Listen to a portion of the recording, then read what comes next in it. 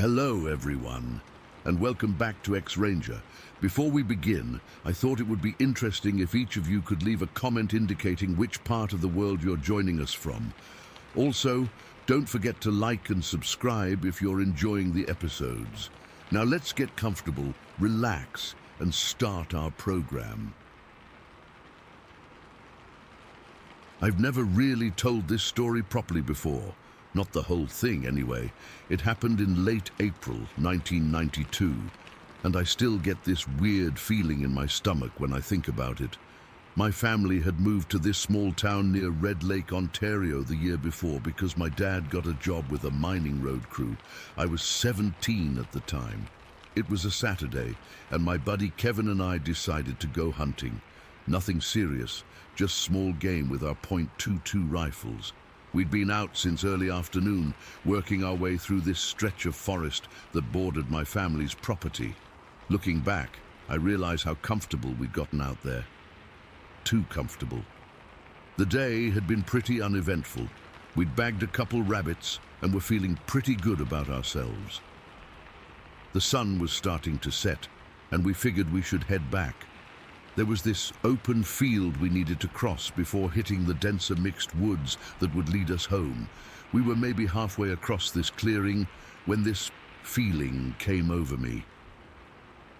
It's hard to explain if you've never felt it, but it was like this sudden awareness that something was watching us. The hair on the back of my neck stood up, and I got this cold feeling in my chest. It wasn't like spotting movement or hearing a sound. It was more primal than that. I stopped walking, and Kevin gave me this confused look. I just slowly turned around and scanned the tree line behind us, not really expecting to see anything. That's when I spotted what I initially thought was just a black stump about 50 yards back, half hidden among the trees. I probably wouldn't have even noticed it if not for that feeling. Then the stump moved. I remember my brain trying to make sense of what I was seeing. The shape just stood up, like unfolded itself from a crouching position, and it kept going up and up. I'm not exaggerating when I say this thing was massive, taller than any person I've ever seen, 7 feet at minimum, probably closer to 8. "Kevin," I whispered, not taking my eyes off the thing. "Do you see that?" He was already frozen beside me. "What the fuck is that?" he breathed. The thing was just standing there. Its body was wide and solid, not skinny like you'd expect something that tall to be. But what really struck me were its arms. They hung down almost to its knees, way longer than any human's. The whole body was covered in this dark black hair or fur. Not shaggy like a bear, but not short either. It looked almost wet or slick in the fading light. I couldn't make out all the facial details from that distance, but I could see there were patches where the hair didn't grow, around the eyes, and what looked like bare skin on its palms when it moved its hands slightly. The face wasn't exactly human, but it wasn't like any animal I'd seen either. Something in between that just felt wrong. The worst part was its eyes. Dark, focused, intelligent. It was staring right at us, not moving except for a slight sway. Not like it was unsteady, but like it was considering something. Us, probably. I had my rifle, but the thought of shooting at this thing never even crossed my mind. My .22 would have just pissed it off, and somehow I knew that would be the worst possible mistake. It would be like shooting at a tank with a BB gun. We stood like that for what felt like forever, but was probably only 10 or 15 seconds. Then it took one step forward, just one, and that broke the spell. "Run," I said, or maybe Kevin did, or maybe neither of us said anything at all. We just turned and bolted. I've never run so hard in my life. My lungs were burning, and I could hear Kevin's ragged breathing beside me as we sprinted across that field toward the woods. I didn't look back. I was too scared of what I might see. Was it chasing us? Was it gaining? Every snap of a twig or rustle of leaves behind us made my heart feel like it was going to explode. We hit the tree line and kept going, dodging between trunks and jumping over fallen logs. I remember thinking that we needed to get to my family's property, that somehow crossing that invisible boundary would mean safety. I don't know how long we ran, long enough that my legs were cramping and I could taste blood in my mouth from breathing so hard. We finally broke through the trees at the edge of our property, stumbling to a stop in my backyard. Both of us bent double, hands on our knees, trying not to throw up or pass out. When I finally caught my breath enough to look around, there was nothing behind us, just the silent woods we'd come through, no sign of whatever that thing was. What the hell was that? Kevin gasped between breaths. I shook my head. I don't know. We stood there for a while, just staring back at the forest, waiting to see if it would emerge. It didn't, but I couldn't shake the feeling that it was still out there, watching. Maybe it had followed us to the edge of the property. Maybe it was still watching us right then. When we finally went inside, my parents asked why we looked so freaked out. We made up some bullshit about nearly stepping on a rattlesnake. I don't think they believed us, but they didn't push it either. That night, I barely slept. I kept getting up to check that my window was locked, even though we were on the second floor. Kevin and I didn't talk about it for days. When we finally did, it was almost in code. That thing in the woods, or what we saw, never anything more specific. I think we were both afraid that giving it a name would make it more real somehow. But it was real. I know what I saw. I've gone over it in my mind thousands of times in the years since, and I'm certain it wasn't a bear standing on its hind legs or some guy in a costume. The proportions were all wrong for a bear. Those arms were too long, the stance too upright, and no human could have been that size or moved that way. The more I think about it, the more I'm convinced we saw a Sasquatch. I know how that sounds. Before that day, I would have laughed at anyone who claimed they'd seen Bigfoot, but I'm not laughing now. What really freaks me out, even after all these years, is the realization that it had probably been following us for a while before we noticed it. Think about it. We'd been hunting all afternoon, making noise, leaving scent. It could have been tracking us the entire time, staying just out of sight. Only when we were in that open area and it had no cover did we finally spot it. Or maybe it wanted us to see it. Maybe it was curious about us, the same way we would have been curious about it. That thought somehow makes it worse.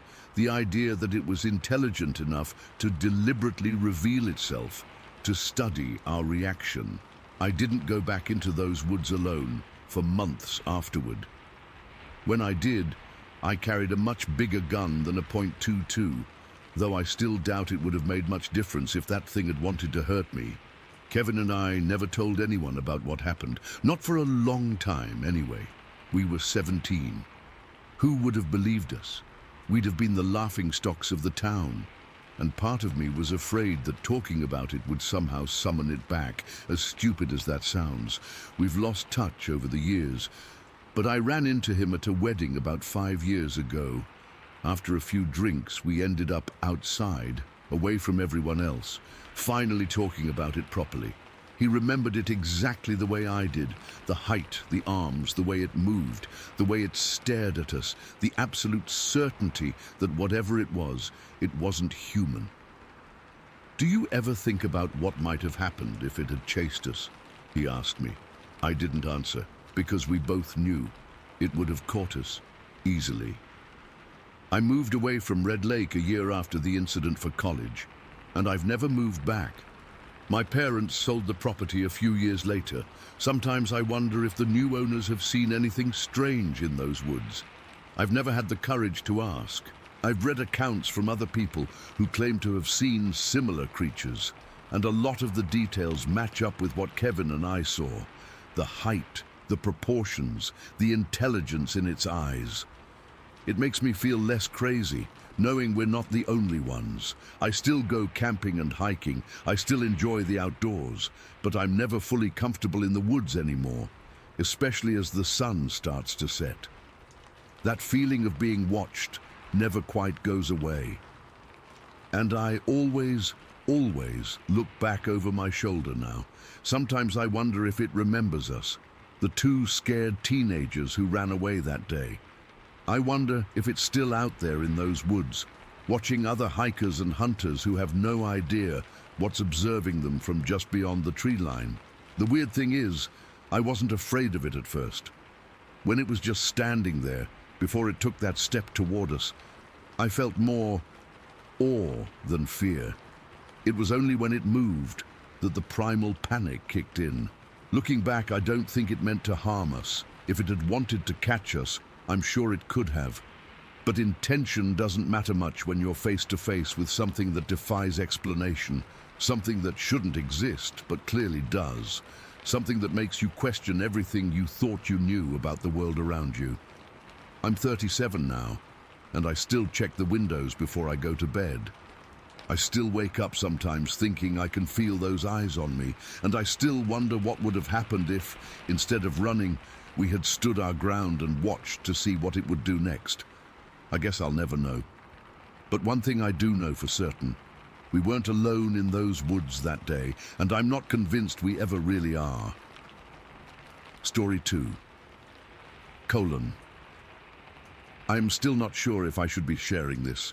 It's been nearly a decade, but I get the same chill when I think about it that I felt that night. The rational part of my brain keeps trying to explain it away, but I know what I saw. I just know. This happened back in 2013 when I was 26. I'd moved to Lewistown, Montana about 8 months earlier for a job at the local newspaper. It's a small town, barely 8,000 people, surrounded by mountains and wilderness. I'd made a few friends by then, including Kyle, who worked at the hardware store downtown.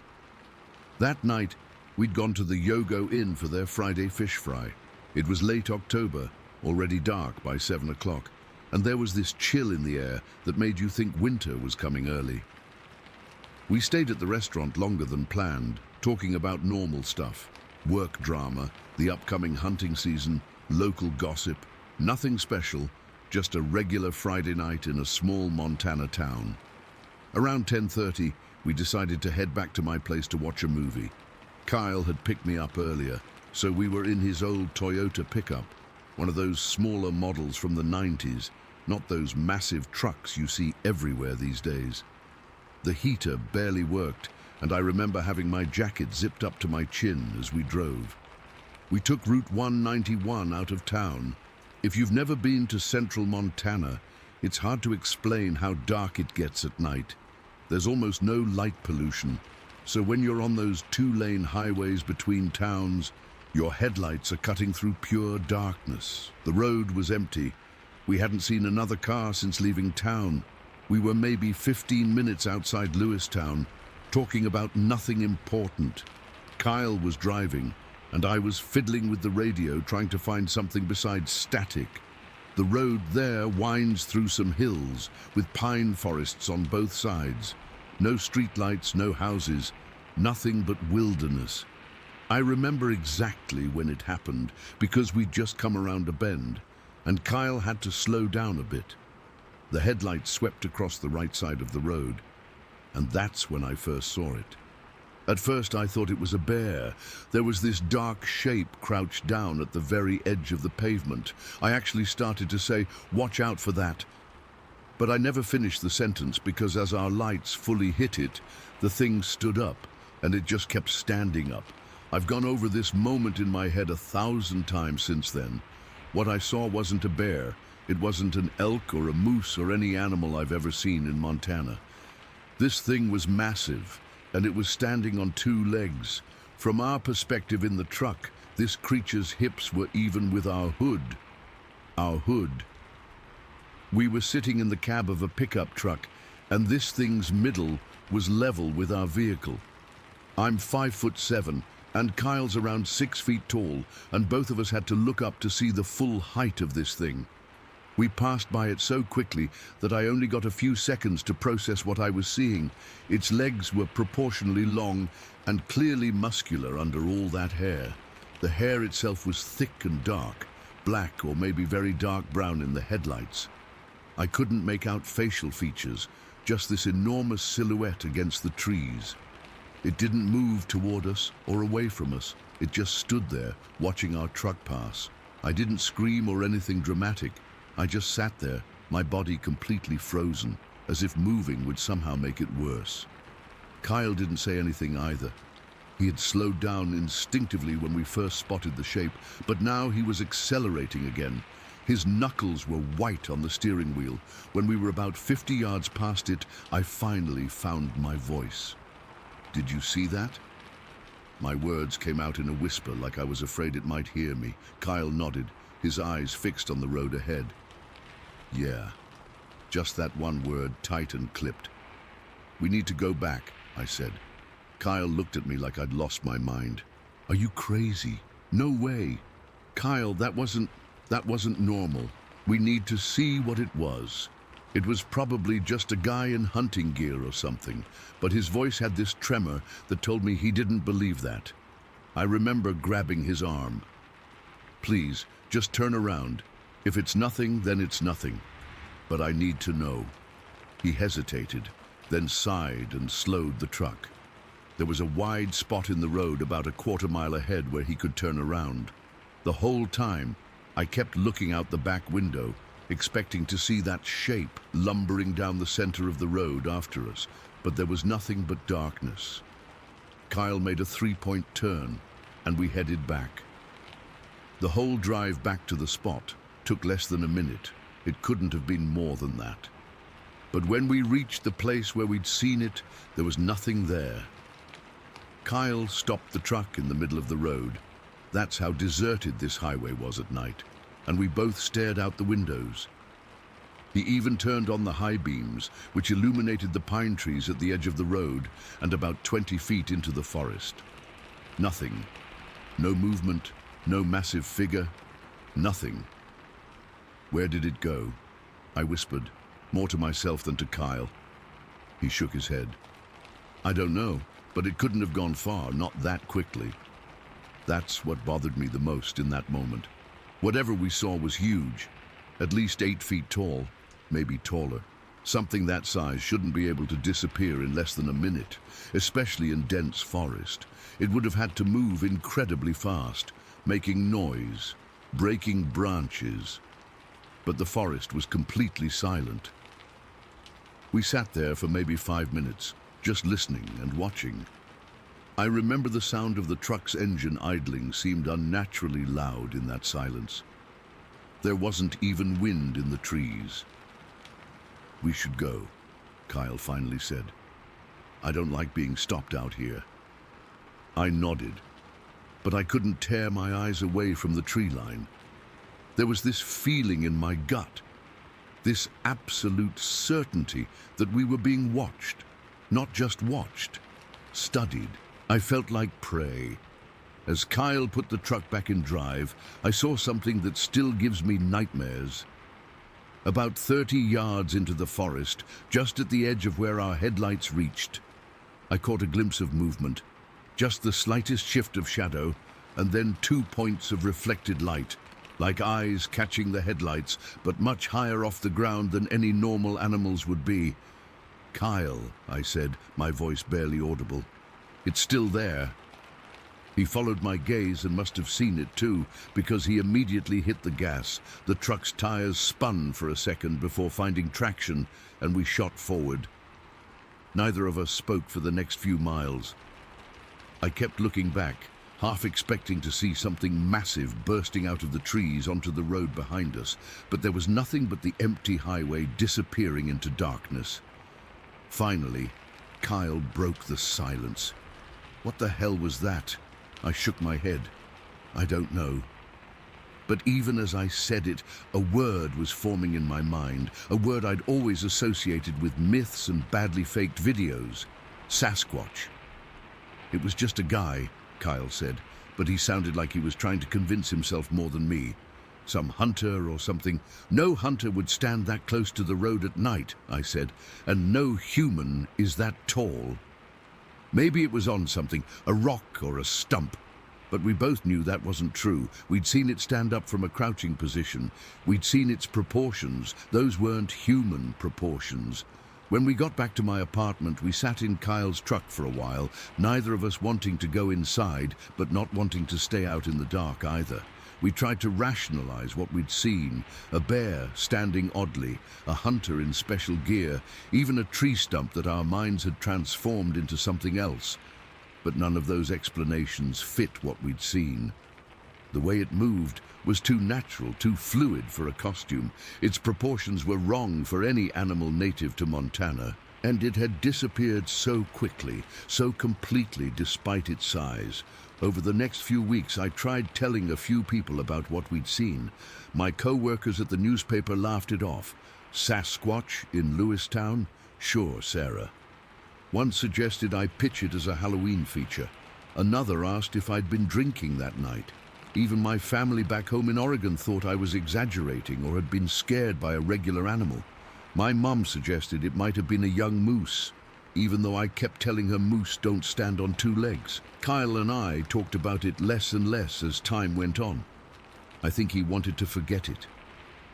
About a month after it happened, he told me he'd convinced himself it was just a confused black bear. That's what he needed to believe to keep going hunting and fishing in those same woods. But I know what I saw. I've spent hours researching since then, reading accounts of other sightings, looking at footprint casts, watching documentaries. Some of the descriptions match exactly what we saw that night. The height, the proportions, the way it moved, the dark hair. I've never gone back to that stretch of road at night. I've driven it during daylight plenty of times, always scanning the tree line, looking for any sign. I never see anything unusual, but I won't drive it after dark. Not alone, not with friends, not for any reason. It's been almost 10 years now, but I still wake up sometimes from dreams where I'm in that truck again, the headlights illuminating that massive figure at the edge of the road. Only in my dreams, it doesn't just stand there. In my dreams, it charges the truck, or sometimes it's suddenly in the middle of the road, or it's running alongside us, keeping pace effortlessly. I don't know if what we saw that night was actually a Sasquatch. I can't prove it was. But I know what it wasn't. It wasn't a bear. It wasn't an elk or a moose. It wasn't a human in a costume. No one would stand inches from traffic at night on a dark highway, and there were no other vehicles or people anywhere nearby. Whatever it was real. It was intelligent enough to hide when we came back looking for it. And sometimes, on cold October nights when the wind is blowing through the pines outside my window, I can't shake the feeling that it's still out there in those Montana forests, watching and waiting. I don't expect everyone to believe me. Most people don't. But I know what I saw, and nothing anyone says will ever convince me otherwise. Some things you just know, deep in your gut, even when your brain tries to tell you they're impossible. That night on Route 191 was one of those things for me, and if you're ever driving that stretch of road after dark, keep your eyes on the tree line. You never know what might be watching you pass by. Story 3. I've never really shared this with anyone outside my immediate family. It's been over 5 years now, and I still get this cold sweat whenever I think about it. I'm not some paranormal junkie or conspiracy theorist. I've been hunting for almost 28 years, and until December of 2017, I thought I'd seen everything these woods had to offer. I was out in the Ozark National Forest that morning, December 18th to be exact. The date's burned into my memory now. I'd been planning this hunting trip for weeks. Just me, my Winchester, and 3 days of solitude before Christmas madness kicked in with the family.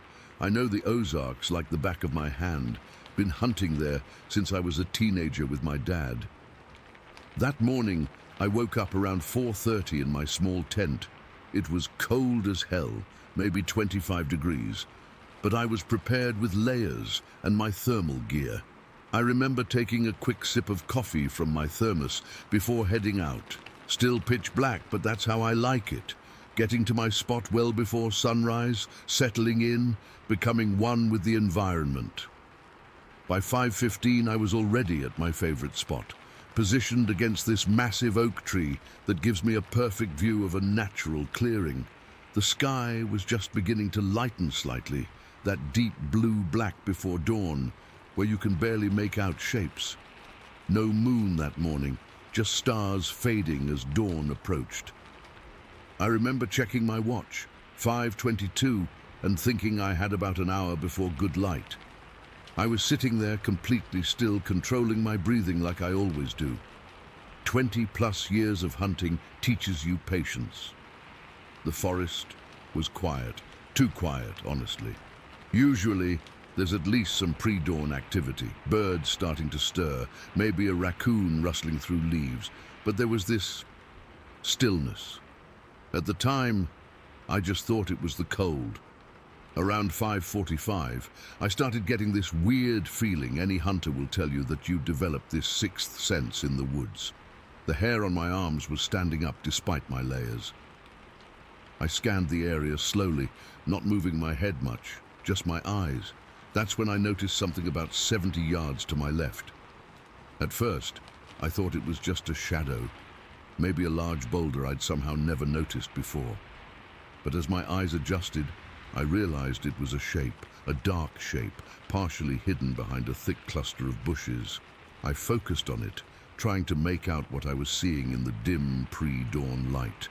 The thing, and I hesitate to call it an animal, was tall, ridiculously tall. I'm 6'1", and this thing had to be at least 7 feet, maybe more. It was just standing there, completely still, like it was listening or watching something. The contour was all wrong for a bear.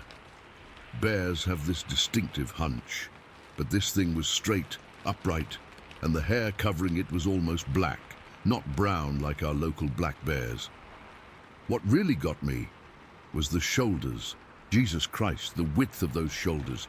I've seen linebackers with narrow frames compared to this thing, and the head, this is going to sound crazy, but the head seemed to sit directly on those shoulders. No visible neck, just this massive head on top of this huge frame. I remember thinking, what the hell am I looking at? I've encountered every animal native to these woods, bears, cougars, you name it. This wasn't any of those. My mind was racing, but my body was frozen. I didn't dare move, not even to raise my rifle. Some primal instinct told me that moving would be the worst thing I could do. That's when the smell hit me. I've smelled all kinds of things in the woods, animal musk, rotting vegetation, you name it, but this was different. It was this powerful musky odor, wild, primal, like wet fur mixed with something, I don't know, almost skunk-like but earthier. It wasn't just strong, it was overwhelming, even from that distance. The wind had shifted slightly, blowing from its direction toward me, and that smell just engulfed me. I sat there, barely breathing, for what felt like forever, but was probably only 2 or 3 minutes. My heart was pounding so hard, I was afraid it would hear it. That's when it moved. Not much, just a slight turn of its body. But that small movement revealed this thick, long arm with a hand at the end that was way too big, way too wide to be anything I recognized. In that moment, real fear hit me. Not the adrenaline rush you get when you're about to take a shot at a buck, not the startled feeling when you stumble across a snake. This was deep, gut-wrenching terror, the kind that makes your mouth go dry and your bladder weak. I faced down an angry black bear before, had a close call with a mountain lion once, but this was different. I knew I was in the presence of something that didn't fit into my understanding of these woods. I remember thinking, if it charges, I'm dead. My rifle felt like a toy in my hands. For the first time in my hunting life, I felt like I was the prey. Then it moved. It turned away from me and started to move through the thick bushes. The way it moved was all wrong too, smooth, deliberate. For something so massive, it barely made a sound as it navigated through the thick underbrush. Just some light cracking of twigs and rustling of leaves. Something that size should have sounded like a bulldozer going through those bushes, but it didn't. It moved with this eerie purpose and grace. I could track its movement by watching the tops of bushes sway slightly as it passed. It was heading deeper into the forest, away from the clearing, away from me. And even when I couldn't see it anymore, that smell lingered, hung in the air like a reminder that what I'd seen was real. I don't know how long I sat there after it disappeared. My hands were shaking so badly I had to grip my rifle against my chest to keep from dropping it. My watch said 6:38 when I finally looked at it, which means I'd been sitting there frozen for almost 40 minutes after it left. The sun was up by then, filtering through the trees, but I felt no warmth. I was cold from the inside out. Eventually, I managed to stand up, my legs stiff and unresponsive at first. I debated whether to track it, to try to find footprints or some evidence.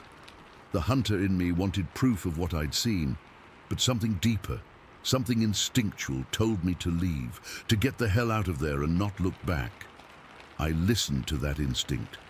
I walked back to my campsite, packed up my gear with shaking hands, and left. Left behind 3 days of planned hunting. I didn't even care. I just wanted to be in my truck on the road, away from those woods. On the drive home, I tried to rationalize what I'd seen. Maybe it was just a bear standing oddly. Maybe the pre-dawn light had played tricks on my eyes. Maybe 28 years of hunting had made me complacent, made me misidentify something common. But deep down, I knew. I knew what I'd seen wasn't anything that should exist in those woods. In any woods. I've been back to the Ozark since then. I'm still a hunter. It's in my blood. But I don't hunt alone anymore, and I don't go back to that particular area. And I'm always aware of the sounds around me, of the smells, of the feeling that something might be watching from just beyond the tree line. The thing that haunts me the most isn't the size of it, or even that bizarre hand I glimpsed. It's the intelligence I sensed. This wasn't just an animal operating on instinct. The way it stood, so still, so aware, the way it moved with such purpose, the way it seemed to know exactly how to navigate silently through dense underbrush. There was a consciousness there that felt knowing. Sometimes at night, I still jolt awake thinking I smell that musky odor in my bedroom. My wife says I've called out in my sleep a few times. I've tried researching what I saw. I've read accounts from other hunters, hikers, campers. Some stories match elements of what I experienced. They talk about the smell, the incredible height, the weird proportions. They call it Bigfoot, Sasquatch, 100 different names. I don't know what to call it. I just know what I saw. And what I saw changed something fundamental in me. Changed how I see these forests I've known my whole life. Changed how I understand my place in the natural world. Before that December morning, I was at the top of the food chain when I walked into those woods with my rifle. I was the apex predator. Now I know better. Now I know there's something out there that's bigger, stronger, and probably smarter than me in ways I can't comprehend. Something that could have easily taken me that morning but chose not to. I check my trail cameras obsessively now. Never caught anything unusual on them. Part of me is relieved. Part of me wants proof that I'm not crazy. I've thought about reporting it to someone, but who? The park rangers would think I'm nuts. Fish and Wildlife would probably laugh me out of their office. So I keep it mostly to myself. I've told my brother and my wife. My brother believes me. He saw how shaken I was when I showed up at his house that day, instead of coming home 3 days later as planned. My wife tries to believe me, but I can see the doubt in her eyes sometimes. I know what I saw, though. I know what I smelled. And I know that the Ozark National Forest holds secrets that most people will never encounter. And sometimes on cold December mornings, when the air is still and dawn is just breaking, I find myself looking out my kitchen window toward the distant tree line, wondering if it's out there, wondering if it remembers me the way I'll never forget it. Story 4. I've never told this story to anyone outside my family. I'm still not sure I want to share it now, but after seeing other people's experiences online, I think maybe it's time. This happened back in November of 1996, and I still get chills thinking about it. My wife and I run a small cattle ranch in southeast Texas, right on the edge of the big thicket. We're not talking about a big operation, just about 40 head of cattle on roughly 60 acres. The eastern part of our property backs right up against miles of dense pine and hardwood forest. Most days, I love the isolation. After that night, though, I've never felt the same about those woods. It was getting dark early, like it does in November. I remember it was a Tuesday because my wife had gone into town for her book club, leaving me alone at the ranch. I'd noticed earlier that day that there was a section of fence that needed repair on the east side of our property, the side that borders the forest. A few posts were loose, and I didn't want any of the cattle wandering off. So around 5 in the afternoon, I grabbed my tools and drove the ATV out to check on it. The sun was already setting, painting everything in that golden orange light.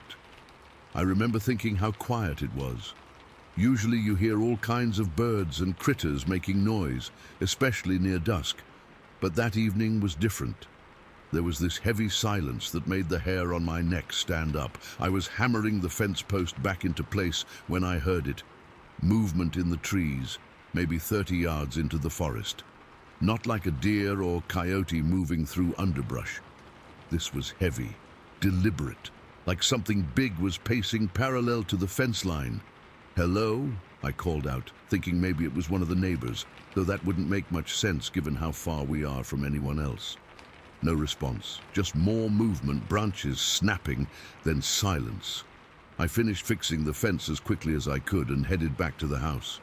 I told myself it was probably just a wild hog. We get them around here sometimes, and they can get pretty big, but deep down, I knew it wasn't a hog. Hogs don't move like that. I tried to put it out of my mind, made myself dinner, watched some TV, normal stuff. Around 10 o'clock, I was getting ready for bed when I heard it. Wham! Something had slammed against the side of the barn, hard enough that I felt the vibration inside the house. Then there was a loud metallic crash, like someone had knocked over all our tools. My first thought was that someone was trying to steal our equipment. I grabbed my shotgun and flashlight and headed outside. The night was cold and clear, with a nearly full moon. As soon as I stepped out onto the porch, I could hear the cattle. They were making this distressed moaning sound that I'd never heard before, all bunched up in the far corner of the field. I swung my flashlight toward the barn, but didn't see anyone. The door was still closed. I walked closer, scanning the area, when I noticed something at the edge of the trees, right where I'd been fixing the fence earlier. At first, my brain couldn't process what I was seeing. It was a silhouette, standing upright, but it wasn't a person. It was massive, had to be at least 7.5 feet tall, maybe taller. The moonlight and my flashlight beam revealed thick, tangled black hair hanging from its arms and shoulders. It had this impossibly wide chest, muscular, nothing like a bear standing up. When my flashlight beam hit its face, I nearly dropped the light. Its eyes reflected back yellowish like a coyote's, but bigger. The face wasn't fully covered in hair. It had this dark, leathery skin with a heavy brow that shadowed those eyes, and its mouth. God, its mouth was pulled tight, baring teeth at me. I stood there frozen, my shotgun suddenly feeling like a toy in my hands. We just stared at each other for what felt like forever, but was probably only seconds. Then it screamed. I've heard mountain lions, I've heard wild hogs being killed. Nothing compares to the sound this thing made. It wasn't just loud, it was primal, deep and powerful enough that I felt it in my chest. The cattle went absolutely crazy, running in circles and smashing into each other. I raised my shotgun instinctively, but before I could even think about firing, the thing moved toward the fence. It didn't run, it sort of stalked forward, deliberate, like it wasn't afraid of me at all. When it reached the fence line, the same section I'd just fixed, it grabbed one of the wooden posts with one hand and yanked. The post came straight out of the ground, like it was planted in sand, not soil that had been compacted for years. Then it threw the post, hurled it at least 10 feet into the pasture, just tossed it like it was nothing. I was backing up toward the water trough, trying to keep something between me and this thing. It moved to another post and did the same thing, ripping it out and throwing it.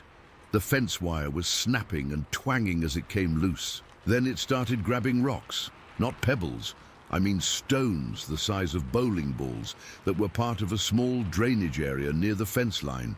It threw one directly at the barn, and the impact sounded like a car crash. Another rock hit our metal water tank, leaving a dent you could fit your fist into. I crouched behind the water trough, genuinely afraid for my life. The shotgun was still in my hands, but something told me that shooting would only make things worse. This thing was angry, territorial. I was shaking so hard I could barely hold the flashlight for maybe 5 minutes. It continued destroying things, making these deep, grunting sounds as it worked. I could hear its breathing, heavy, rhythmic, too human-like. Then suddenly, it stopped. There was this moment of complete silence, except for the sound of the cattle still panicking in the field. I raised my head just enough to peek over the trough. It was standing there, staring right at me, as if it knew exactly where I was the whole time. Then it made this sound, not a scream this time, but a low, rumbling growl that seemed to go on forever. It slowly backed toward the tree line, never taking those reflective eyes off me, until it disappeared into the darkness of the forest. I stayed behind that trough for another hour, too terrified to move. Eventually, I made a break for the house, locked every door and window, and sat up all night with my shotgun listening. I kept hearing noises outside, breaking branches, heavy footsteps, but whatever it was, didn't come back to the clearing. When dawn finally came, I went outside to survey the damage. It was worse than I thought. 3 fence posts completely uprooted and thrown. The wire fencing was mangled. There were rocks embedded in the side of the barn. Embedded. The word embedded, not just lying there. One had gone clean through the thin metal siding. But what really got me was what I found on the remaining fence. Caught on a barbed wire strand was a clump of coarse black hair.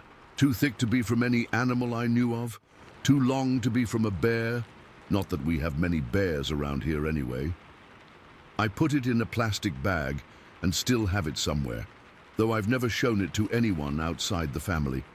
For weeks after that night, the cattle refused to graze anywhere near that stretch of fence. They stayed bunched up on the opposite side of the pasture, as far from those woods as they could get. Smart animals, cattle, they know when something isn't right. I repaired the fence, but moved it about 20 feet further from the tree line. I also installed floodlights that cover that entire edge of the property. My wife thinks I'm paranoid, but she wasn't there. She didn't see what I saw. I know what people will say. That it was a bear, or maybe I was tired and imagined things, but I know what I saw. Whatever came out of the big thicket that night wasn't any known animal. The locals around here, especially the older folks, they have stories about the wild man of the woods, or the wood ape. I used to think they were just old tales to scare kids away from wandering too far into the forest. I don't think that anymore. Sometimes, especially on quiet nights when the wind is coming from the east, I swear I can hear heavy movement in those trees. I don't go near that fence line after dark anymore, and if I'm being honest, I've thought about selling this place more than once, but this is my family's land, has been for 3 generations. I won't be driven off by whatever it is, but I won't go into those woods either. That thing was sending a message that night. This is where its territory begins. This is the line I'm not supposed to cross, and to this day, neither I nor my cattle have forgotten it. Story 5. I've been holding this in for 6 years now. 6 years of questioning my own sanity, 6 years of nightmares, 6 years of avoiding certain parts of the woods. I need to get this off my chest because it's eating me alive, and maybe someone out there has seen what I saw. This happened back in June 2017. I was 17, spending the summer at my Uncle Rick's property in Florida. He's got this 40-acre spread that backs right up to Big Cypress Preserve. It's mostly pasture with some woods and a big cypress hammock at the back end. Nothing fancy, just an old cracker house with a screened porch where we'd sit in the evenings watching the fireflies come out while he told me stories about growing up there. I loved that place. Had been visiting every summer since I was a kid. I knew those woods like the back of my hand, or at least I thought I did. That afternoon started like any other. It was hot as hell, probably around 90 degrees with that Florida humidity that makes it feel like you're breathing through a wet towel. Around 4 in the afternoon, I decided to take a walk to kill some time before dinner. Uncle Rick was in town getting supplies, and I was bored out of my mind. I headed down this game trail I'd walked 100 times before. It cuts through the cypress hammock at the back of the property, winding through these massive old cypress trees with their knobby knees sticking up from the ground. Usually the trail was teeming with life, birds calling, squirrels running around, maybe the occasional armadillo waddling across the path, but that day was different. I remember thinking how weird it was that everything seemed so quiet. No bird song, no rustling in the underbrush. Just this heavy, oppressive silence that made the hair on the back of my neck stand up. I should have turned back right then. Every instinct was screaming at me that something wasn't right, but I kept going. About half a mile in, I stopped to rest on this big cypress knee. I remember taking a swig from my water bottle and wiping sweat from my forehead. The sun was filtering through the canopy in these golden shafts, highlighting the Spanish moss hanging from the trees. It would have been beautiful if not for that unnatural silence. That's when I heard it. Footsteps, not the scurrying of a small animal or the 4-beat pattern of a deer. These were heavy, deliberate footsteps, two-legged. Like a person walking, except the stride seemed too long, and each footfall made this soft, squelching sound in the mud. They were coming from across this shallow, muddy pool about 30 feet ahead of me. I froze, my water bottle halfway to my mouth, and stared at the dense palmetto bushes on the other side. The footsteps stopped. There was this moment of absolute stillness, where I swear I could hear my own heartbeat. Then the palmettos parted and, God, I still have trouble describing what I saw. It stepped into a patch of sunlight, and I felt my stomach drop like I was falling. This wasn't a person. It wasn't a bear. It was enormous, easily over 7 feet tall, maybe closer to 8. The body was massive, thick through the chest and shoulders in a way that no human could ever be. The proportions were all wrong. Its body was covered in this coarse hair, a deep reddish-black color. The hair hung down in these long strips, some of it matted and clumped together like it had been wading through swamp water. But it wasn't the size or the hair that really got to me. It was the arms. They were impossibly long, hanging from shoulders that had to be twice as wide as mine, with hands that dangled almost to its knees. I couldn't move, couldn't breathe. Just sat there clutching that stupid water bottle like it might somehow protect me. The creature stood still for a moment, its head moving slightly as it seemed to survey the area. That's when I noticed its head. It sat directly on those massive shoulders, with barely any neck visible. The top was oddly flat, not rounded like a human skull. Then it turned, and I saw its face. Jesus Christ, that face. It's burned into my memory. The skin was this dark, grayish color, leathery looking with deep creases. Its forehead jutted out over these deep-set eyes, and those eyes, black and glinting with a kind of intelligence that made my blood run cold. They weren't animal eyes. There was something behind them, something that was thinking, assessing. The nose was wide and flat, and below it a mouth with lips that seemed almost human but not quite right. Everything about it was just off, like someone had tried to sculpt a human face but didn't quite know what humans were supposed to look like. It stood there, maybe 15 yards away from me, and lifted its head slightly. Its nostrils flared as it took in a deep breath, smelling the air. Then it let out this sound, a low, rumbling grunt that seemed to vibrate in my chest. Not a growl, not quite a vocalization, just this deep, guttural sound that no human throat could make. And then it turned its head and looked directly at me. I'll never forget that moment. Our eyes locked, and I knew with absolute certainty that it saw me. Not just saw me, but recognized me as another thinking being. In that split second, I felt completely exposed, like it was looking straight through me.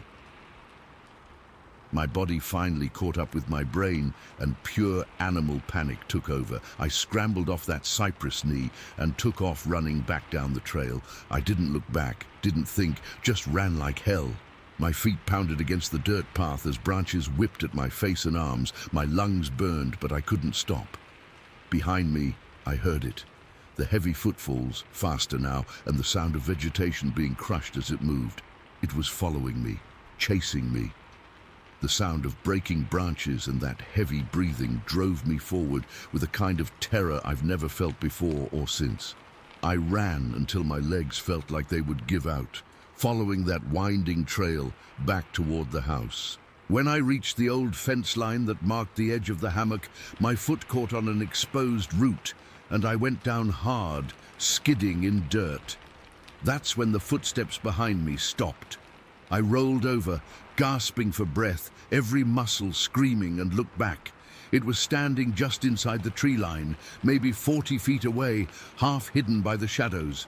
Its massive chest was heaving, those impossibly long arms hanging at its sides, and those eyes, those terrible, intelligent eyes, were fixed directly on me. We stayed like that for what felt like forever. Me, sprawled in the dirt, paralyzed with fear. It, standing motionless at the edge of the woods, just watching me. I couldn't understand why it had stopped. It could have caught me easily. Then it did something that still haunts me. It exhaled, this long, deep breath that seemed almost like a sigh, and slowly backed away, never taking its eyes off me until it disappeared into the dense vegetation. I lay there for I don't know how long, unable to move, unable to process what had just happened. Eventually, I managed to get to my feet and stumble back to the house. I locked every door and window and sat in the kitchen with a knife until Uncle Rick came home. I didn't tell him what happened. Not then.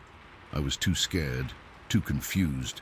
I convinced myself I'd imagined it, that the heat and isolation had played tricks on my mind. But I didn't sleep that night or the next. I kept seeing those eyes, feeling that moment of recognition. A week later, after jumping at every sound and refusing to go near the hammock, Uncle Rick finally cornered me. "What's eating you, boy?" he asked. "You look like you've seen a ghost." Something in his voice made me tell him everything. I expected him to laugh, to tell me I'd seen a bear, or just imagined the whole thing, but he didn't. He got real quiet, nodding slowly as I described what I'd seen. When I finished, he sighed and said, "You're not the first." My blood ran cold. "What do you mean?" "There've been stories about something in those woods for generations," he said. "My daddy told me about it, and his daddy before him. Nobody talks about it much, but everyone around here knows. Why do you think that back pasture always stays empty no matter how many times I move the cattle there? They won't stay, and every few years some hunter comes tearing out of those woods and never goes back." I asked him why he'd never warned me. He said he thought they were just old stories, that he'd never seen anything himself. But he believed me, the way I described it. He said nobody makes up details like that. That was 6 years ago. I haven't been back to that part of the property since. Uncle Rick says the hammock is still unnaturally quiet sometimes, and he's found strange, large footprints near the mud pools after heavy rains. I don't know what I saw that day. Sasquatch, Bigfoot, skunk ape, whatever name you want to give it. All I know is that it was real, it was intelligent, and for some reason it chose not to harm me when it easily could have. Sometimes I wonder if it's still there, moving silently through those cypress trees. And sometimes, in my nightmares, I'm still sitting on that knee, watching it step into the sunlight, those black eyes finding mine across the clearing. Whatever lives in those woods, it's been there a long time, and I think it wants to be left alone. Story 6. Ivy never really shared this publicly before. It happened in 2001, but sometimes it feels like it was yesterday. The memory's still so clear it makes the hair on my arms stand up. I was driving with my then-wife Karen late at night on Highway 81 near Scranton. We were heading back from visiting her sister in Binghamton. I'd served in the army for 8 years before that. Thought I'd seen everything, been prepared for anything. Turns out I was wrong. It was around 11:30 at night. One of those pitch-black country nights where your headlights barely cut through the darkness. The kind of darkness that feels alive, you know? We were in a mountainous section of Pennsylvania, lots of dense forest on both sides of the highway. Traffic was almost non-existent at that hour. I was doing about 65, just cruising along, some old Eagles song playing low on the radio. Karen had dozed off in the passenger seat. I remember being tired but alert, that hyper-aware state you get into on empty highways at night. The road curved slightly to the right, and my headlights swept across something at the edge of the road. At first, my brain registered it as a shadow, maybe a large bush or something. But as we got closer, I realized there was something very wrong with what I was seeing. About 50 feet ahead, this massive dark shape was leaning over the guardrail, like it was looking down the embankment. I slowed slightly, my training kicking in, I guess. As we got closer, I could make out more details, and my stomach just dropped. This wasn't a bush, it wasn't a person, it wasn't anything I recognized. We passed within maybe 10 feet of it, close enough that our headlights fully illuminated it for a split second. I saw a massive hairy leg, not like a bear's leg, but shaped like a human's, only larger and covered in dark hair or fur. The wrist and hand I glimpsed as the thing turned toward our headlights. Jesus, I'll never forget that. The hand looked almost human, but much larger, with long fingers. It was muscular, well-built, like a professional athlete on steroids. As our car passed, this thing straightened up and turned. In one fluid motion, it stepped over the guardrail and started walking, not scrambling, down this incredibly steep embankment. We're talking a drop of several hundred feet at a serious angle, covered in loose rock and brush. Nothing human could navigate that in the dark, certainly not with that casual confidence. Karen woke up at that exact moment. Maybe she sensed my tension or heard me curse under my breath. She turned just in time to see this thing through her window, and she let out this scream that still rings in my ears sometimes. Not a startled yelp, but a primal, terrified scream. She grabbed my arm so hard she left bruises. "What the fuck was that?" she kept saying, over and over. "Marcus, what the fuck was that?" I slammed on the brakes, skidding slightly. My heart was hammering in my chest. I'd been in combat zones before, faced down armed insurgents, but this was different. This was something that shouldn't exist. I had my 20-gauge shotgun behind the seat, always kept it there for protection on long drives. I reached for it instinctively, thinking I needed to go back to see this thing up close, to confirm what my eyes were telling me. My training was screaming at me to investigate, to identify the threat. But Karen completely lost it. She was sobbing, clutching at me, begging me not to get out of the car. "Don't leave me here. Don't go out there. Please, please, please." Her fear was contagious. It made me question my own judgment. Maybe going after an unknown creature in the dark wasn't the smartest move. For a few seconds, we just sat there on the empty highway, engine idling, both of us breathing hard. I could see down the embankment from the driver's window, but it was too dark to make out anything moving down there. The woods seemed to swallow whatever it was. "Did you see how big it was?" Karen whispered, her voice shaking. "That wasn't a person, Marcus. That wasn't a fucking person." "I know," was all I could say. I kept thinking about the proportions. The thing had to be 7 or 8 feet tall at minimum. The build was what struck me most.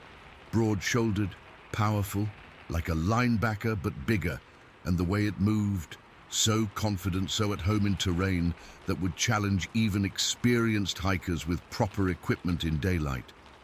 Karen wouldn't let go of my arm. "We need to go now, please, let's just go." Part of me, a big part, wanted to grab the shotgun, get out, and go look. I've always been the type to confront things head-on. But another part of me was genuinely afraid, not just of the creature, but of what finding it might mean, of having to accept that something like this actually existed in the world. I put the car in drive, and we continued down the highway. Karen kept looking back through the rear window, terrified it might be following us. I checked the mirrors constantly, half expecting to see it loping down the highway after us. Could it have been a bear? I asked after a few minutes, trying to rationalize what we'd seen. Karen shook her head violently. We've seen bears before. That was not a bear. Bears don't stand like that. They don't walk down cliffs like that. You know it wasn't a bear. She was right. I'd seen plenty of bears in the wild. Black bears, brown bears. This wasn't that. No bear moves on its hind legs with that kind of natural ease. No bear has proportions like what we saw. We drove in silence for a while, both processing. The highway seemed darker, the woods on either side more menacing. Every shadow looked like it might be hiding something massive and unknown. It didn't seem afraid of us, I said finally. Most animals, even predators, show some reaction to vehicles. They run or at least acknowledge the threat. This thing just didn't care we were there. Like we weren't worth its time, Karen whispered, like we weren't a threat. That's what bothered me most, I think. In the military, I'd learned to assess threats quickly. This creature, whatever it was, had instantly sized us up and dismissed us, like we were nothing to worry about. That kind of confidence is unnerving. As we drove, I tried to catalogue everything I'd seen in those few seconds. The dark hair, not matted, but not smooth either. The massive frame, the way it turned, not startled, just aware. I kept comparing it to things I knew, bears, gorillas, humans, but nothing quite fit. It was its own thing. You're going to think I'm crazy, Karen said after several miles of silence, but do you think it could have been, you know, a Bigfoot? She almost whispered the word, like she was embarrassed to even suggest it. I'd never given much thought to Bigfoot stories before, always wrote them off as campfire tales, misidentifications, hoaxes. But sitting there, with the image of that creature still fresh in my mind, I couldn't dismiss the possibility outright. I don't know what it was, I admitted, but it wasn't anything I've ever seen before. We stopped at the next gas station we found, about 20 miles down the road. Karen wouldn't stay in the car alone while I pumped gas. Her hands were still shaking as she clung to my arm. I kept scanning the tree line behind the station, half expecting to see something watching us from the darkness. I thought about reporting it, but who would we even call? The police. What would we say? Excuse me, officer, we just saw Bigfoot checking out the view from Highway 81. They'd think we were drunk or high or just messing with them. We made it home around 1 in the morning. Neither of us slept well that night. Karen kept getting up to check that the doors were locked. I found myself standing at the window, staring out at our backyard, watching the tree line. The next day, we tried to talk about it rationally. We even got out a map to pinpoint exactly where we'd been. It was a remote stretch of highway with dense forest for miles around. Perfect habitat for something that wanted to remain hidden. I wanted to go back in daylight to look for tracks or other evidence. Karen refused. She wouldn't even discuss it. I think seeing that thing shook her worldview too much. It's easier to pretend something didn't happen than to accept that the world is stranger than you thought. Over the next few weeks, I researched Bigfoot sightings in Pennsylvania.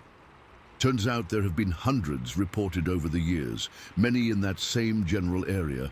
I read about the Pennsylvania Bigfoot Society and their investigations, found forums where people shared similar experiences. Some sounded crazy, but others described exactly what we saw. Karen and I divorced about a year later, not because of the Bigfoot thing specifically, but it didn't help. The experience changed something between us. She wanted to forget it ever happened. I couldn't stop thinking about it. Every time I drove that stretch of highway after that, I'd slow down at that spot, scanning the woods, both hoping and fearing I might see it again. It's been over 20 years now, and I've never seen anything like it again.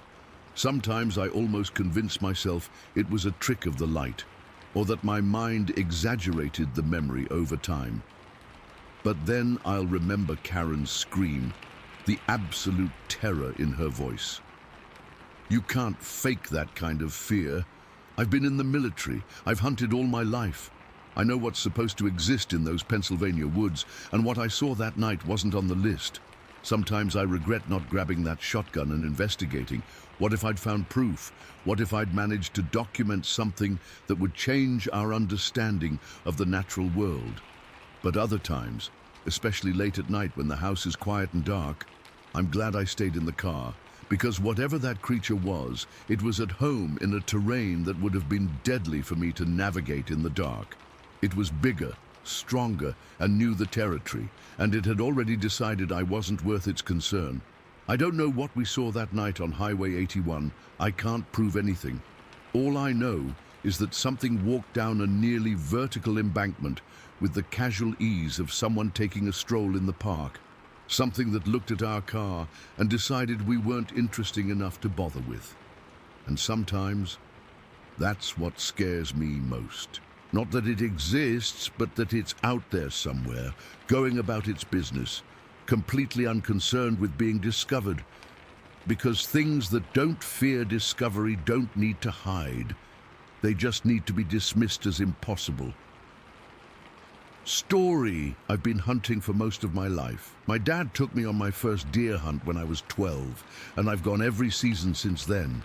I'm 42 now, so that's 30 years of experience in the woods. I know what animals sound like. I know what they look like. I know how they move, or at least I thought I did, until October of 2010. I had taken a week off work to go mule deer hunting near Prince George, British Columbia. I found this cabin rental online that seemed perfect. It was about a mile off an old logging road, surrounded by prime hunting territory with thick woods, rolling hills, and these beautiful open meadows. The kind of place serious hunters dream about.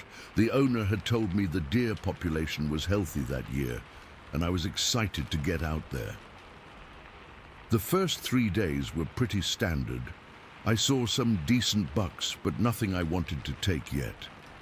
The weather was cool but not too cold, perfect for hunting.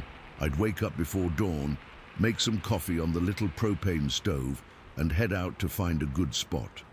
I'd hunt till midday, come back for lunch, then go out again till dusk. Normal hunting trip stuff. Then came day 4. I woke up around 4:30 in the morning, had my coffee and a granola bar, and headed out while it was still dark. I wanted to get to this meadow I'd scouted the day before. It had a small creek running along one edge and lots of deer sign. I figured if I could get there and set up before sunrise, I'd have a good chance of seeing something worthwhile. I reached the meadow just as the sky was starting to lighten. There was this low mist hanging over everything, which is pretty normal for that time of year. I found a good spot at the edge of the trees where I could see most of the meadow and settled in. I wasn't using a blind, just sitting against a big pine tree with my rifle across my lap. The sun was just starting to come up when I noticed movement on the far side of the meadow, maybe 200 yards away. At first, I thought it was a moose because of the size, but something seemed off about the way it moved. I pulled up my binoculars to get a better look. What I saw through those binoculars still makes my stomach drop when I think about it. It wasn't a moose, it wasn't a bear, it wasn't anything I'd ever seen before. It was walking on 2 legs, and it was huge, easily over 7.5 feet tall. It had this massive frame covered in dark brown hair that looked almost black in the early light. But what really got me was what it was carrying. It had a buck deer in its arms, a whole damn deer. And it was carrying it like it weighed nothing, like I might carry a shopping bag. I couldn't move, I couldn't breathe. I just sat there frozen, watching through my binoculars as this thing walked across the meadow. It moved with these long, even strides. Not awkward or shuffling like you might expect. It moved like it had a purpose. Its head was set low on its shoulders. It didn't really have a neck, just this massive head that flowed right into its shoulders. I could see its face partially, even through the hair. It was dark, flat, almost simian, but not quite. The face wasn't completely covered in hair like the rest of it. There was something so serious about its expression. Not angry or aggressive, just intensely focused. When it reached the creek, it stopped and set the deer down. It looked at the deer for a moment, almost like it was examining it. Then it picked the deer up again and continued walking until it disappeared into the trees on my side of the meadow. I sat there for probably another 30 minutes, not moving a muscle. My heart was pounding so hard I could feel it in my throat. I kept my rifle ready, but I knew I wasn't going to shoot at that thing. No way. Eventually, I decided I needed to get back to the cabin. I stood up slowly, checking in all directions before I moved. I didn't take the direct route back. I went the long way around, staying in the open as much as possible. When I got back to the cabin around 11, I locked the door behind me, something I'd never done before out there. I kept telling myself there had to be a rational explanation for what I'd seen. Maybe it was another hunter carrying out a deer, but I knew that wasn't right. No human is that big, no human moves like that, and no human carries a full-grown buck deer in their arms like it's a baby. I spent the rest of the day in the cabin, looking out the windows every few minutes. I cleaned my rifle about 5 times. I tried to distract myself by reading the few old magazines that were in the cabin, but I couldn't focus. I kept seeing that thing in my mind. That night was the worst. I couldn't sleep. I just lay there in the dark, listening to every sound outside. Around 2 in the morning, I heard it. Footsteps, heavy footsteps, circling the cabin. They weren't constant. They'd stop for a while, then start again, like whatever it was checking the place out. I had my rifle right next to me, but again, I knew I wasn't going to use it. Something told me that would make things worse, not better. The footsteps finally stopped around 3:30. I didn't sleep at all. As soon as it was light enough, I looked out the windows to see if there was anything out there.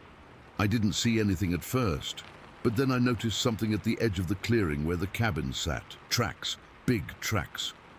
I grabbed my camera and went outside, keeping my rifle slung over my shoulder. The tracks came from the tree line, stopped about 20 yards from the cabin, then turned and went back into the woods. They were huge, about 19 inches long with 5 toes clearly visible. I took some pictures, then went back inside. I was supposed to stay for 3 more days, but I couldn't do it. I packed up my stuff that morning and left.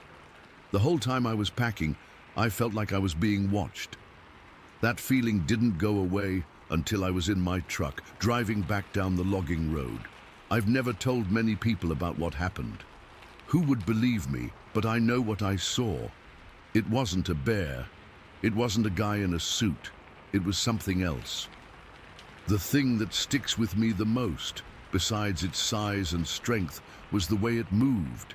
So purposeful, so at home in those woods, and its face, that serious, focused expression. It wasn't a mindless animal. There was intelligence there, and that scares me more than anything. There was also this smell near the creek where it had stopped, a musky odor, like wet fur mixed with something rotting. I've smelled a lot of things in the woods, bears, carcasses, all kinds of stuff. This was different. I can still remember it clearly. Since then, I don't hunt alone anymore. I used to love the solitude, but now I always bring at least one buddy. I pay more attention to tracks and sounds when I'm in the backcountry. I look over my shoulder more. I still hunt. I still love being out in the wilderness. But something fundamental changed for me that day. There's a whole different level of awareness now, a different kind of respect for what might be out there. I've read other accounts from people who've seen similar things, and a lot of the details match up. The size, the stride, the way they move. I don't know what to call it, Sasquatch, Bigfoot, whatever. All I know is what I saw, and it was real. The weirdest part? Sometimes I think it could have easily killed me if it wanted to. I was just sitting there, completely exposed. But it didn't come near me. It was just going about its business, hunting like I was. Maybe that's why it left me alone. One hunter respecting another's territory. I still have the pictures of those tracks. They're not great. The ground was pretty hard, so the impressions weren't deep, but they're clear enough to see they're not from any animal I know of. Sometimes I look at them just to remind myself I didn't imagine the whole thing. I've been back to those woods since then, but never to that specific area. I don't think I could handle staying in that cabin again, and I definitely won't be hunting around that meadow and creek. That's someone else's territory now, or something else's. I don't expect everyone to believe my story. Hell, if someone had told me this before it happened, I probably wouldn't have believed them either. But I know what I saw, and I know there are things in this world we don't understand yet. So if you're ever hunting alone in remote woods and you get that feeling of being watched, or you hear heavy footsteps that don't sound quite right, or you catch a whiff of that musky, rotting smell, maybe pack up and head home early. Some things aren't worth sticking around to see. Story 8. I still can't sleep with the windows open. Not after what happened last August in Talladega. I've tried talking to a few people about it, but I always get those looks.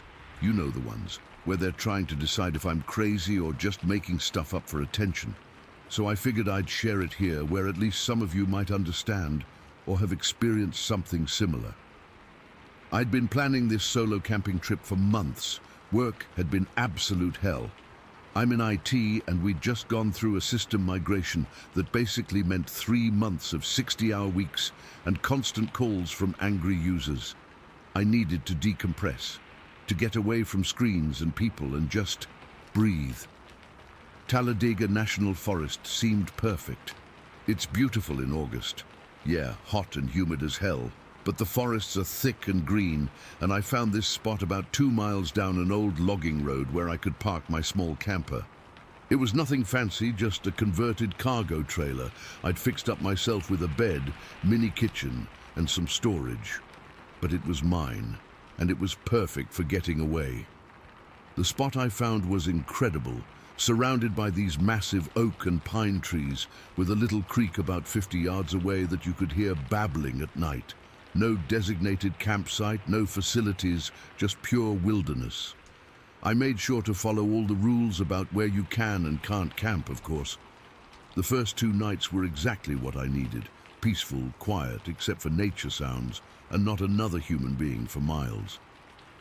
I spent those days hiking, reading, and just sitting by the creek watching the water.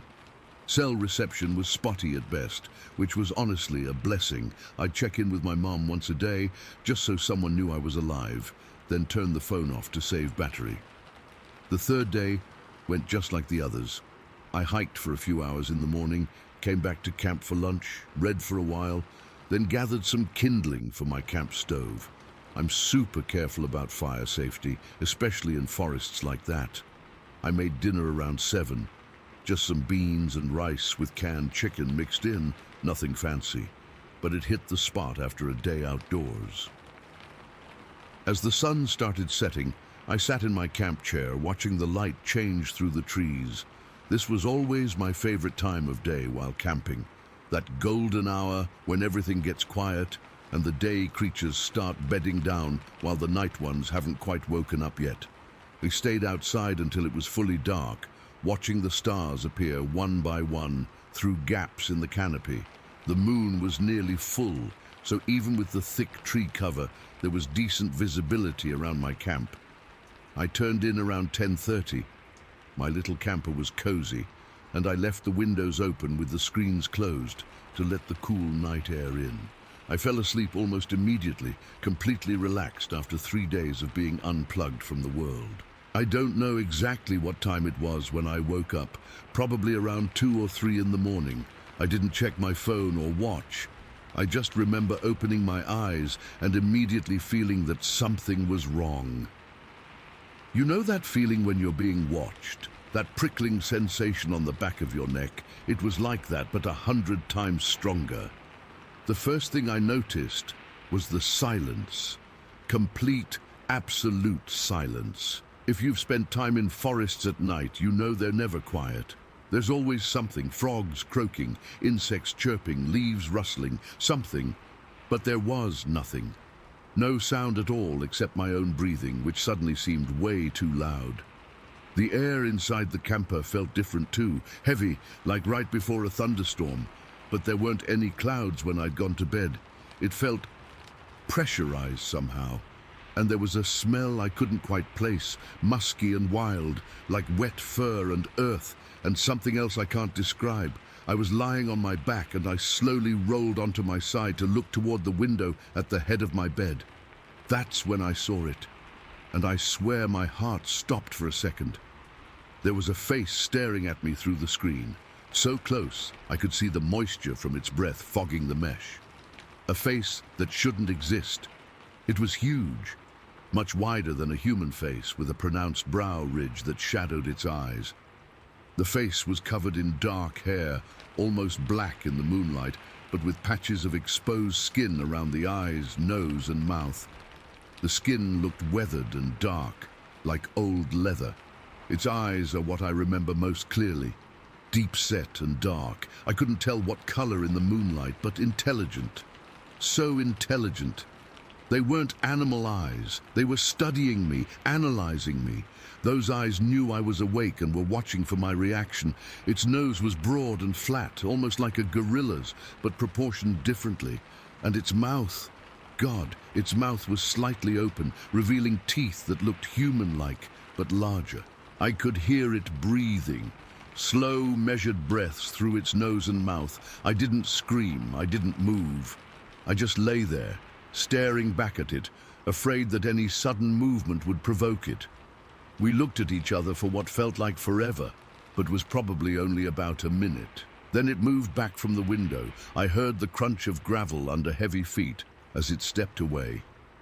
My camper sits about 3 feet off the ground, which means this thing had to be at least 7 or 8 feet tall to look directly into my window like that.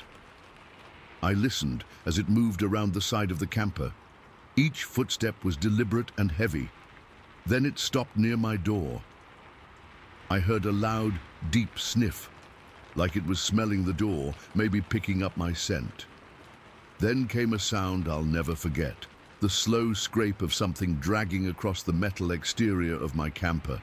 It wasn't random or aggressive. It was methodical, like fingers tracing a path. My keys were on the small counter next to my bed. I always keep them there when camping, just in case. My hand was shaking so badly I almost dropped them as I reached over. The thing outside must have heard me moving, because there was a pause in the scraping. I couldn't take it anymore. Fight or flight kicked in hard, and flight won by a mile. I jammed the key into the ignition built into the wall of my camper. I'd installed it for security, and turned it. The engine roared to life, sounding impossibly loud in the silence of the forest. I heard a startled movement outside, heavy feet stepping back quickly. Without even thinking about what I was doing, I threw the camper into drive and hit the gas. I was still in my sleeping clothes, no shoes, nothing. I just had to get away. The camper lurched forward, bouncing violently over rocks and roots. Branches scraped against the sides and roof as I swerved onto the narrow logging road. I didn't slow down, even though I was terrified of hitting a tree or rolling over. The headlights bounced crazily across the forest, creating nightmarish shadows that seemed to move and leap around me. I kept checking the rearview mirror, convinced I would see it running behind me, but there was nothing but darkness. I didn't stop until I reached the main road, and even then I kept going until I found a 24-hour gas station about an hour away. I pulled into the brightly lit parking lot and just sat there, shaking uncontrollably. The attendant kept looking at me through the window, probably wondering what this half-dressed, wild-eyed guy was doing. Eventually I got out and went inside just to be around another human being. When morning came, I finally worked up the courage to examine my camper. There were branches stuck in the undercarriage and scratches all over from my frantic escape. but what made my blood run cold were the marks on the outside. On the window where the face had been, there were what looked like oily smudges, fingerprints, but far larger than any humans, and along the side toward the door, there were long streaks in the dirt and dust, like something had dragged its fingers across the surface. It's been almost a year now, and I still haven't gone camping again, not alone anyway. I've tried to rationalize what happened. Maybe it was a bear, maybe I was half asleep and imagining things. But I know what I saw. Those weren't an animal's eyes. There was consciousness there, curiosity. It wasn't aggressive, it was studying me, and somehow that's worse. What keeps me up at night isn't fear that it might have attacked me. It's the realization that it had probably been watching me for who knows how long before I woke up, standing there in the darkness, silently observing while I slept, completely vulnerable. It could have done anything, but it chose to watch. Why? What was it trying to understand about me? I don't expect everyone to believe me. Sometimes I almost convince myself it was just a nightmare. But then I remember those eyes looking into mine, that intelligence behind them, and I know it was real, whatever it was. Sasquatch, Bigfoot, some undiscovered species. It's out there in Talladega, and it's watching me. Story 9. I've lived in Chilliwack my entire life. My house is about 4 blocks north of the River, surrounded by other modest homes, with the river and its dense tree line visible from my backyard. I've always loved being this close to nature while still having neighbors nearby.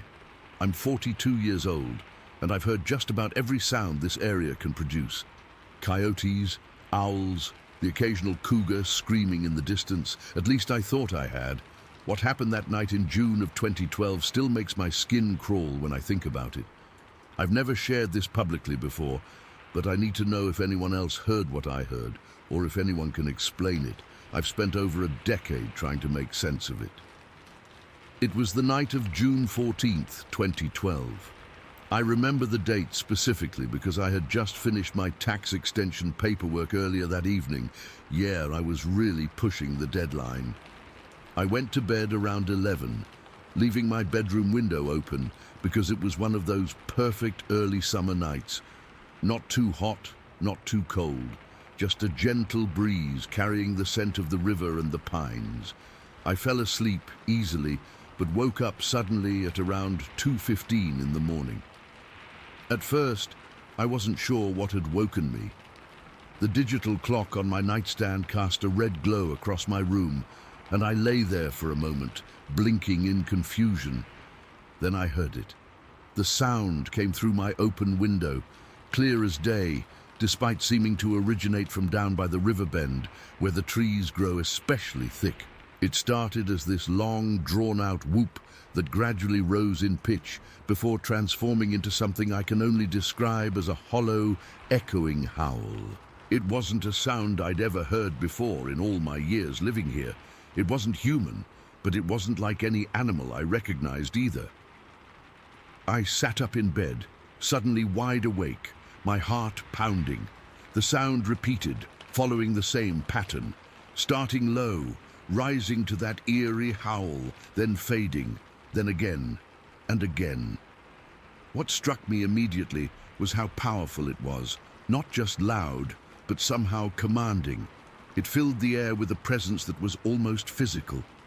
I remember feeling the hair on my arms standing up, but what happened next disturbed me even more. I realized that everything else had gone completely silent. Living near the river, you get used to a constant soundtrack.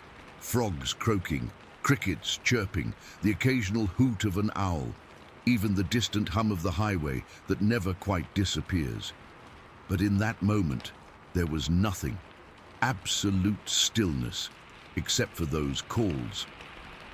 I got out of bed and moved closer to the window, careful to stay hidden behind the curtain. I don't know why I did that. Some instinct just told me not to make myself visible. The moon was nearly full that night, casting enough light that I could see the outline of the trees along the riverbank. Nothing seemed to be moving, but those sounds continued. The vocalizations followed a pattern, but not one that seemed natural. Sometimes they would come in quick succession, 3 or 4 whoops rising into howls within a minute. Then there would be a pause, maybe 30 seconds, before a single, longer call that seemed deeper, more resonant.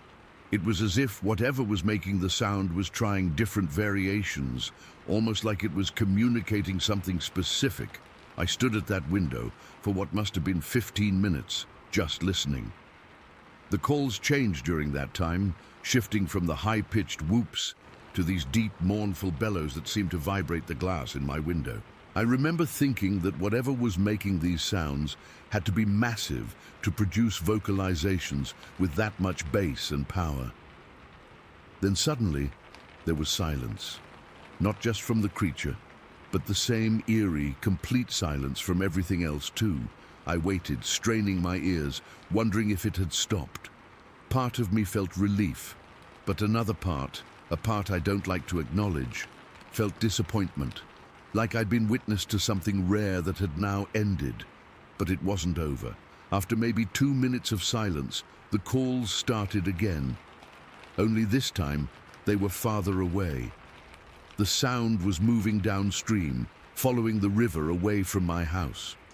The pattern was the same. Those distinctive whoops rising into hollow howls, but growing fainter with each repetition. I couldn't see anything from my window that would explain the source. The tree line was too thick, and the angle wasn't right to see down to the riverbank itself. But I could track the progress of the sound as it moved away, heading southeast along the Veda. Even after the sounds faded completely, I couldn't bring myself to go back to bed. I sat in the chair by my window, listening intently for any return of those vocalizations, but the night remained unnaturally quiet. No frogs, no crickets, no owls, not even the distant sounds of traffic from the highway.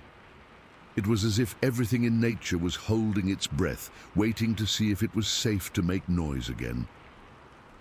I stayed awake for another hour, just sitting there, half expecting the sounds to return. They didn't.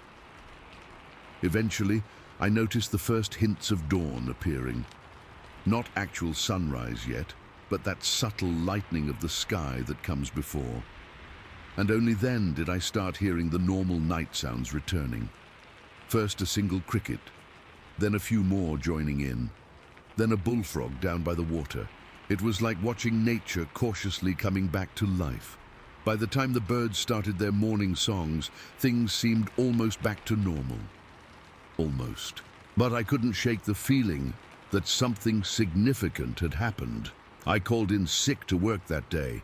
I was exhausted from being up half the night, but more than that, I was consumed with trying to figure out what I'd heard. I spent hours online, searching for animal sounds native to British Columbia. I listened to recordings of cougars, bears, wolves, elk, everything I could think of that might live in our area. Nothing matched. The cougar screams came closest, but they were too high-pitched and didn't have that same hollow quality. Wolf howls were similar in some ways, but lacked the distinct whooping pattern and didn't explain the total silence from other wildlife. Elk bugling was too nasal. Bear vocalizations weren't even close. I expanded my search, looking at animals not native to our region. Even went down some YouTube rabbit holes listening to sounds from animals around the world. Nothing matched what I'd heard. That afternoon, I actually walked down to the river, following a public trail that leads to the bend where I thought the sounds had originated. I don't know what I expected to find. Footprints maybe, or some sign of disturbance, but there was nothing obvious. The ground near the riverbank is mostly rocks and hard-packed earth, not great for showing tracks. I did notice some broken branches high up on a few trees, maybe 7 or 8 feet off the ground, but that could have been from the wind or any number of things. What struck me most was how normal everything seemed in the daylight. Families were out walking dogs. A couple of guys were fishing further downstream. Birds were singing. It was like last night never happened.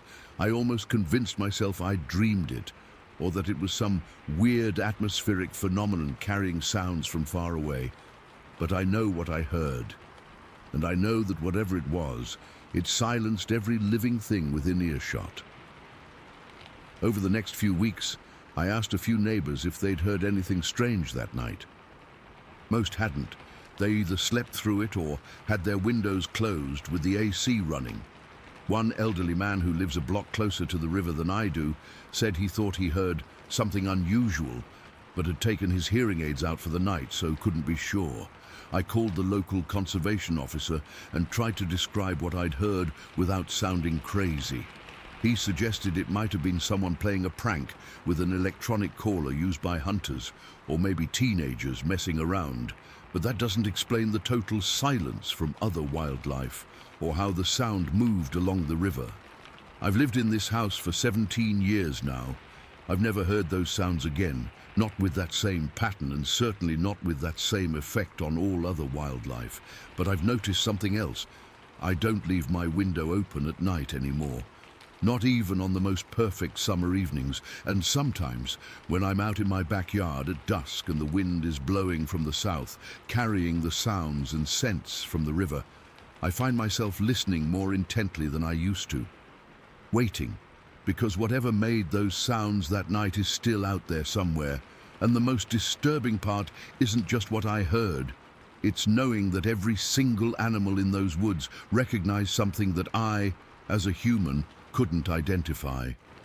I still don't know what visited the Veda River that night, but whatever it was, commanded enough respect or fear to silence an entire ecosystem. And that, more than the sounds themselves, is what keeps me up some nights, staring at my now permanently closed window, wondering what exactly shares these woods with us. Story 10. I still can't believe what happened to me last January. I've been snowmobiling for over 15 years, mostly in the backcountry around southern Oregon, and I've never experienced anything remotely like this. I've told a few close friends, but I've kept quiet about it until now because, well, you know how people react to this kind of stuff. It was mid-January 2013, and we'd gotten a good dumping of snow the week before. I had a day off work and decided to take advantage of the perfect conditions. My regular riding buddies weren't available, so I decided to head out solo, which I'd done plenty of times before. I planned a simple 10-mile loop through some old logging roads in the Fremont-Winnemar National Forest. Nothing extreme, just a nice ride through beautiful winter scenery.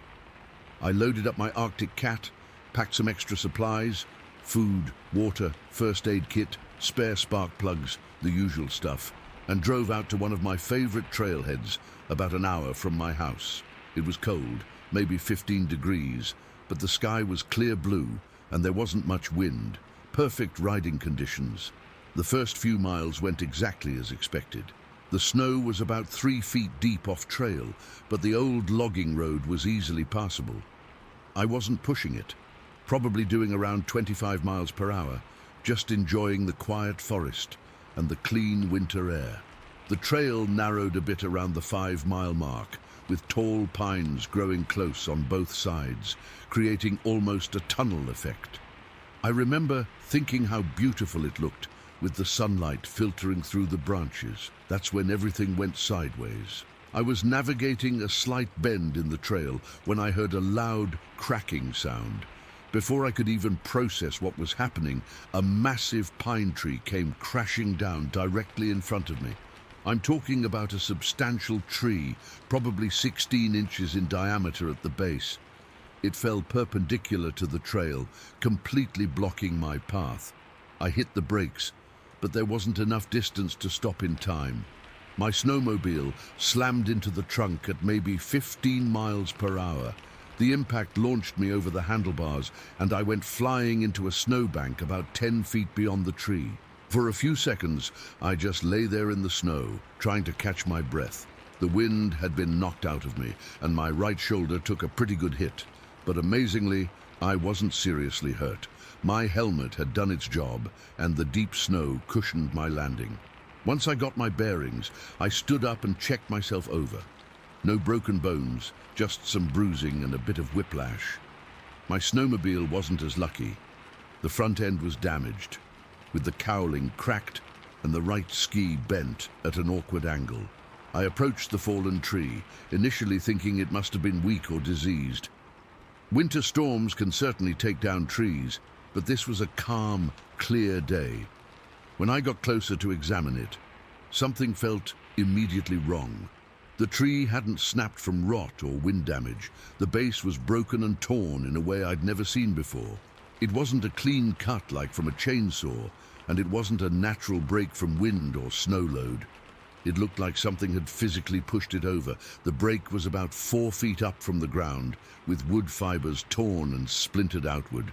Some were still attached, almost like the tree had been forcefully bent until it gave way. I remember standing there, confused, trying to process what I was looking at. That's when I heard it, a heavy movement in the trees to my left, not like a deer or even an elk. This was something substantial moving through the deep snow, breaking branches as it went.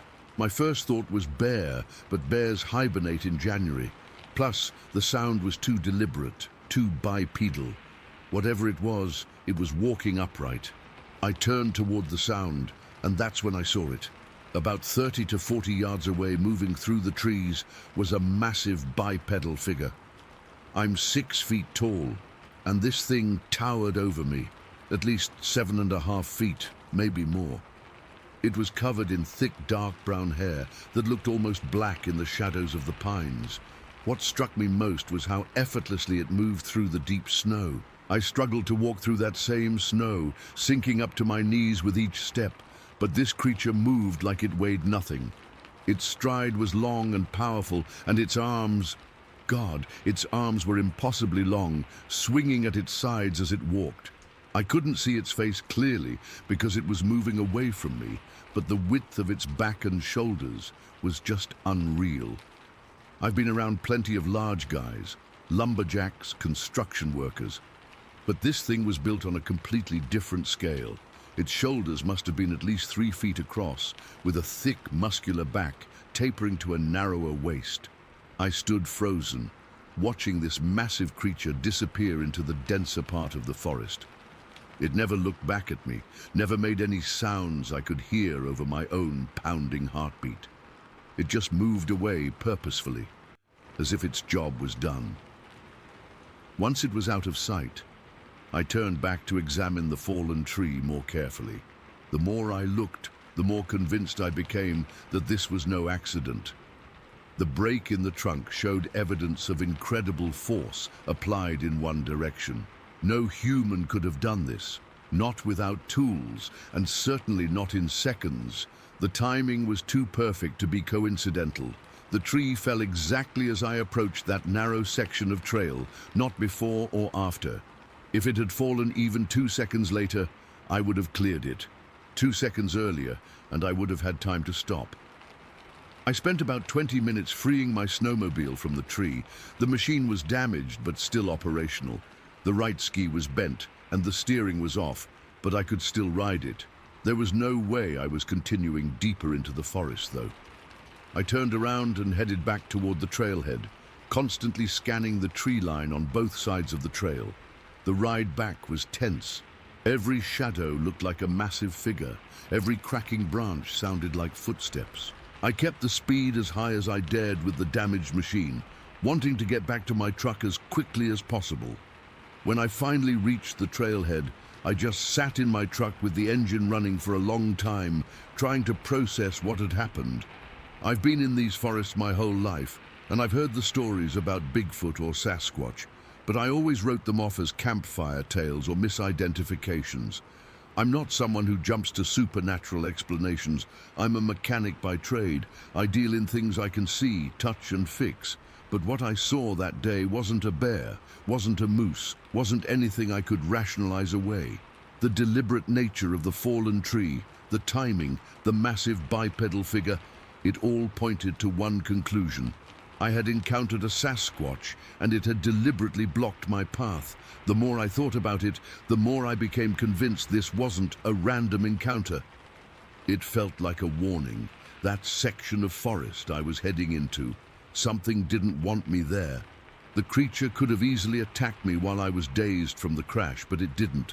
It just made sure I couldn't continue and then left.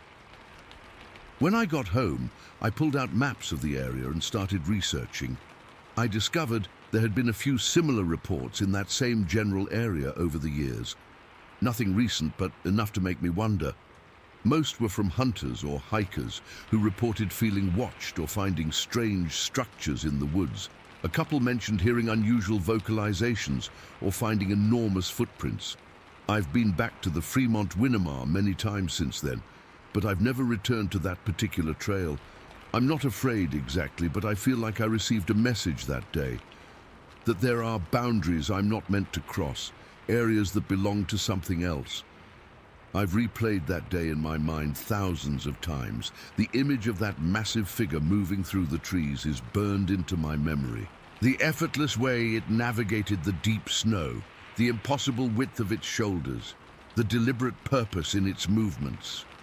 Sometimes I still wake up in the middle of the night hearing that crack of the tree breaking. I don't know what to make of it all, honestly. I've always considered myself a rational person, but what happened that day doesn't fit into my understanding of the world. All I know is that something intelligent enough to use a tree as a roadblock, strong enough to break a healthy pine with its bare hands, and deliberate enough to time it perfectly exists in those woods. I respect whatever boundary I crossed that day, and I won't be crossing it again. There are some places in the wilderness that don't belong to us, and I think I stumbled into one of them. I'm just thankful the warning was clear, but not fatal. 10 years later, and I still haven't told many people about this, but it happened, exactly as I've described it. I know what I saw, and sometimes, when I'm out in the forest alone, I can't shake the feeling that I'm being watched, evaluated, judged on whether I'm respecting the boundaries that were so clearly marked for me that winter day. Story 11. I still wake up in the middle of the night sometimes, sweating and thinking I hear that sound again, that deep, rumbling growl that seemed to come from something that shouldn't exist. It's been over a year now since it happened, but I can't shake it. I've never been the type to believe in monsters or cryptids or whatever you want to call them. But after what happened that night in August of 2022, I don't know what to believe anymore.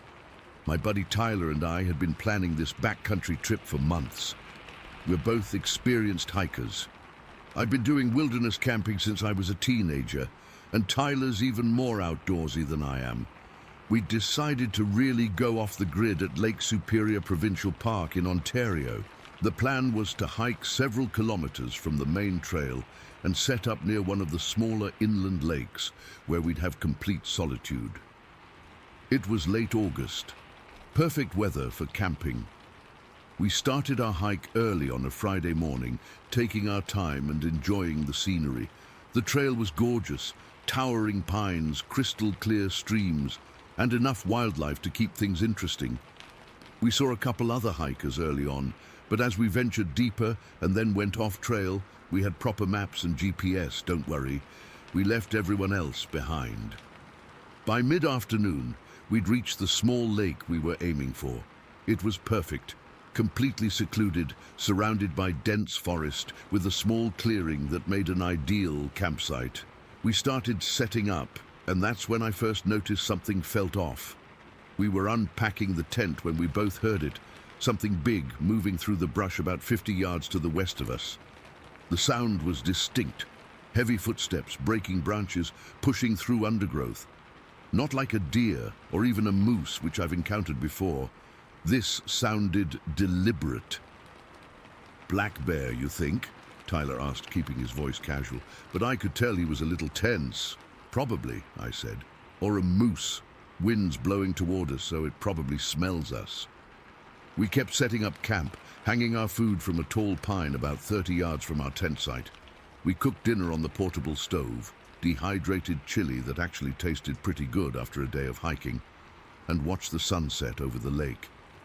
It was peaceful, but I kept glancing toward where we'd heard the sounds earlier. Nothing else happened though, and eventually I chalked it up to normal forest wildlife. That night, we turned in around 10 o'clock. The temperature had dropped, but we were comfortable in our sleeping bags. I remember checking the time, 10:17, before turning off my headlamp. Tyler was already half asleep, and within minutes I was drifting off too. I don't know exactly how much time passed before it started, maybe an hour. I was jolted awake by something striking the side of our tent with enough force to make the whole structure shake. It wasn't like a branch falling, it was direct, purposeful. What the hell? Tyler sat up beside me, instantly awake. Before either of us could say anything else, another hit came from the opposite side of the tent, even harder. The tent pole bent inward, and I heard the nylon fabric strain. That's when we heard it, a deep, rumbling growl that seemed to vibrate the very air around us. It wasn't like anything I'd ever heard before, not a bear, not a wolf, not anything I could identify. It was deep, guttural, and it sent a primal jolt of fear through my entire body. "Holy shit," Tyler whispered, fumbling for his headlamp. "What is that?" I reached for my backpack where I kept my bear spray, but I was shaking so badly I could barely get the zipper open. Outside, whatever it was began circling our tent. We could hear its footsteps, heavy, deliberate steps that sounded bipedal, not like a four-legged animal. Then the rocks and sticks started hitting the tent from all sides. Small at first, then larger. One rock hit with enough force to actually bend another tent pole. This wasn't random debris falling. Something was throwing these objects at us. "Hey!" I finally yelled out, my voice cracking with fear. "Get out of here!" That was a mistake. The harassment immediately intensified. More rocks, bigger sticks, hitting harder and faster. The growling got louder, closer to the tent walls. We could hear heavy breathing just inches away from our heads, separated only by the thin nylon of the tent. "It's not a bear," Tyler whispered, his voice trembling. "Bears don't throw things." I had the bear spray in my hand now, safety off, ready to use it if necessary. We were huddled in the middle of the tent, backs against each other, both of us shaking uncontrollably. Then it happened. There was a loud ripping sound as whatever was out there grabbed the back wall of our tent and tore it open. The sound of fabric tearing will haunt me forever. Cold air rushed in through the new opening, and with it came that smell. Wild, musky, unlike anything I'd encountered before, and for just a moment silhouetted against the night sky, I saw it. A massive, dark shape with impossibly wide shoulders, a thick body, and arms that seemed long enough to reach across the entire tent in one motion. It wasn't a bear, it wasn't standing like a bear, it was upright like a man, but so much bigger than any human could be. I screamed. I'm not ashamed to admit it. I screamed like I've never screamed before in my life. Tyler reacted faster than I did, turning and spraying the bear spray directly through the opening in the tent. There was a deep, angry roar in response, and the creature stepped back, but it didn't leave. For the next 2 hours, I know because I kept obsessively checking my watch, it circled our tent. Sometimes it would go quiet for a few minutes, and we'd think maybe it had left. But then the growling would start again, or another rock would hit the tent. At one point, we heard it at our campsite, destroying things, the distinctive sound of our backpacks being torn open, the crack of our food rope breaking, but it always came back to the tent. We were too terrified to run. Where would we go? It was pitch black. We were kilometers from the nearest trail, and whatever was out there was between us and our only route back to civilization. All we could do was wait, clutching our bear spray and a small hunting knife Tyler had brought, hoping it would eventually lose interest. Around 3 in the morning, the sounds finally began to fade. The growling moved further away, into the trees to the north. We stayed frozen in place, hardly daring to breathe, for at least another hour. Neither of us slept. We just sat there, listening to every sound in the forest, jumping at every crack of a branch or rustle of leaves. When the first grey light of dawn finally appeared, we cautiously emerged from our damaged tent.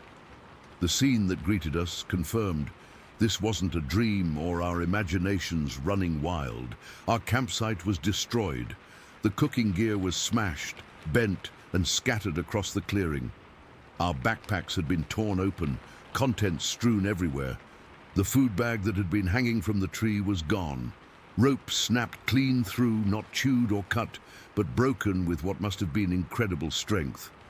But it was the footprints that made my blood run cold. All around our tent, pressed deep into the soft earth, were enormous footprints. They were clearly foot-shaped, with 5 distinct toes, but they measured at least 16 inches long. The stride between them was massive, far longer than any human could step. Tyler and I didn't speak much as we gathered what remained of our gear. Many of our things were missing or destroyed, but we had enough to make it back to the trailhead. We didn't eat, didn't make coffee, didn't do anything but pack and leave as quickly as possible. The hike out was tense. We kept looking over our shoulders, stopping to listen at every unusual sound. Every time we heard something moving in the brush, we'd freeze, hearts pounding. But we made it back to the car without any further incidents. We didn't tell anyone what happened, not at first. Who would believe us? It sounded crazy even to us, and we'd lived through it. But over time, I've shared this story with a few trusted friends, and now I'm sharing it here because I need to know if anyone else has experienced something similar. I've spent countless hours researching since that night. I've read about black bears, grizzlies, even polar bears. None of them match what we experienced. Bears don't throw objects.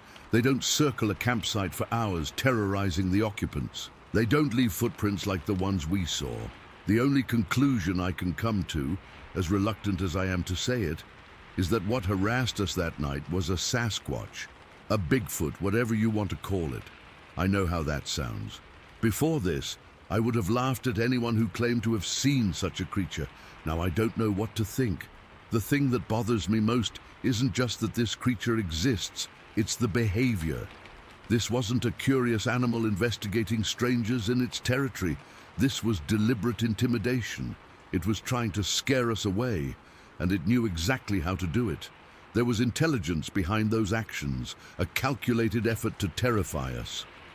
Tyler and I haven't been camping since. He sold most of his gear, and I've kept mine but haven't used it.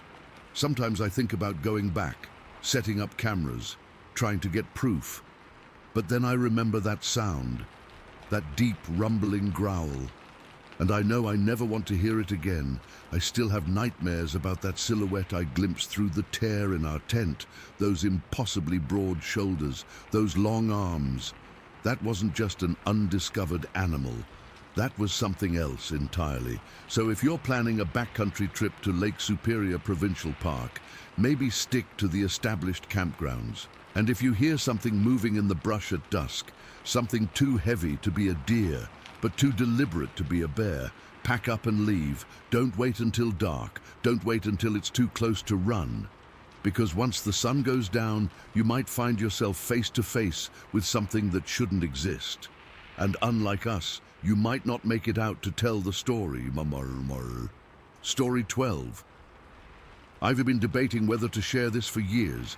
It happened in the summer of 2002, and I've only told a handful of people because, well, you know how it goes. Either they think you're making it up, or they give you that look like maybe you need professional help. But what I saw that day in Jackson State Forest was real, and it still makes my skin crawl when I think about it. My wife Diane and I were on a camping trip in southern Indiana. We had this older motorhome, nothing fancy, just a 23-footer that got us where we wanted to go. We'd been at this quiet campground for 3 days, and it was our last morning there. Diane was inside packing up our stuff while I decided to sneak away for a smoke. She'd been on my case about quitting, and I was trying, but I still needed that morning cigarette. I remember it was around 9 in the morning. The air was still cool, but you could feel that summer heat starting to build. The campground was pretty empty that day, just a couple of other RVs further down the loop. I walked about 60 yards from our site, down this narrow dirt path that led toward a small ravine. There was this flat rock I'd been sitting on the past couple mornings, perfect spot to have a cigarette in peace. The rock overlooked a slope that went down into a heavily wooded gully. Nothing special, just typical Indiana forest. Lots of oak, maple, some sycamore trees. I sat down with my back to the slope, lit my cigarette, and was just enjoying the quiet. No phone, no Diane asking when we'd be hitting the road, just me in the woods. I'd been sitting there maybe 5 minutes when I got this weird feeling. It's hard to explain, but it was like when you suddenly realize someone's watching you. The hair on my arm stood up, and I felt this pressure change, almost like when a storm is coming. Then I heard something behind me, a soft sound, like a twig snapping, but deliberate, not like when a squirrel or raccoon moves through undergrowth. I turned around slowly, thinking maybe it was another camper taking a morning walk. What I saw instead made my blood freeze. Standing about 20 feet away, partially hidden by the trees but clearly visible, was something. I say something because my brain couldn't process what I was seeing as anything I recognized. This thing was massive. I'm 6 feet tall, and I was sitting higher on the slope, but it was nearly at eye level with me despite being downhill. That means it had to be at least 7, maybe 8 feet tall. Its body was covered in hair, not fur like a bear, but hair, a mix of dark brown, gray, and these odd lighter patches. The shoulders were impossibly wide, at least 4 feet across. No human has shoulders like that. Its arms hung down, way too long for a person, thick as my thigh, with these massive hands. One hand was resting against a tree trunk, and I remember noticing how the fingers wrapped almost halfway around a tree that would have taken 2 of my hands to encircle. Its legs were slightly bent, like it was in a relaxed stance. The whole body was proportioned wrong for a human, the torso too wide and deep, the arms too long, the legs too thick. But it was the face that really got to me. It had less hair there, just some along the jawline and chin, like a partial beard. The skin was a tan color, not pink like a white person or brown like a bear. Its eyes were deep set under this heavy brow ridge, dark brown, almost black. Here's the thing that still haunts me. Those eyes. They weren't animal eyes. They looked aware, intelligent. They were watching me with what I can only describe as surprise, like it hadn't expected to encounter me either. Its nose was broad and flat, not protruding like a human nose. The mouth was wide with visible teeth that looked yellowish. The head was strange. It tapered upward, almost cone-shaped, not round like ours. We just stared at each other. I couldn't move. I couldn't breathe. My cigarette burned down between my fingers until it singed me, but I barely felt it. Time seemed to stretch out. It might have been 10 seconds or a full minute that we locked eyes. Then, without any warning, it moved. The movement was so fast for something that size that I barely registered what happened. It swung around behind the tree it had been touching and dropped down into the gully. The whole tree, I swear it was at least a foot in diameter, shook from the force. I heard crashing sounds as it moved through the brush downhill, branches breaking, vegetation being pushed aside. Only then did my body unfreeze. I scrambled to my feet, dropping my cigarette, and ran. I didn't look back. I just ran as fast as I could back to our campsite. My heart was pounding so hard I thought it might burst. When I got back to the motorhome, I was drenched in sweat and shaking. Diane took one look at me and asked what was wrong. I couldn't tell her. Not right then. I just said I thought I saw a bear and we needed to leave. She gave me a strange look but didn't argue. I was acting weird enough that she knew something had happened. We finished packing up in record time. I kept looking over my shoulder, scanning the tree line, jumping at every sound. I was terrified that thing would follow me back to our campsite. I didn't feel safe until we were on the highway, miles away from Jackson State Forest. Later that night, at a motel 2 counties away, I finally told Diane what I'd seen. She didn't believe me, of course. Said it must have been a bear standing on its hind legs. But I know what bears look like. This wasn't a bear. It wasn't a man in a suit either. No costume could capture that natural movement, those proportions, those eyes. Over the years, I've done a lot of research. I've read accounts from other people who've seen similar things. I've looked at reports of Bigfoot sightings in southern Indiana. The descriptions match what I saw. The height, the broad shoulders, the conical head, the mix of colored hair. I've tried to rationalize it, to tell myself it was just a bear or my imagination playing tricks on me. But I know what I saw. The thing that gets me the most is how quiet it was for something so big. If it hadn't made that small sound, which now I wonder if it did on purpose, I never would have known it was there. How long had it been watching me before I turned around? And what would have happened if I hadn't? Would it have just observed me and then slipped away? Or would it have done something else? I've gone back and forth on whether this was a dangerous encounter. It didn't act aggressively. It seemed more surprised than anything. When I think about those eyes, there was intelligence there, maybe even curiosity. But there was also something wild, something not human. I've estimated that thing weighed at least 400 pounds, probably more. It could have easily overpowered me if it wanted to, but it chose to leave instead. Was it afraid of humans, or just not interested in a confrontation? I haven't been camping since that day. Diane and I sold the motorhome the following year. She thinks it's because we weren't using it enough, but the truth is, I can't bring myself to go back into the woods. Not deep woods, anyway. Every time I hear a twig snap or leaves rustle, I freeze up inside.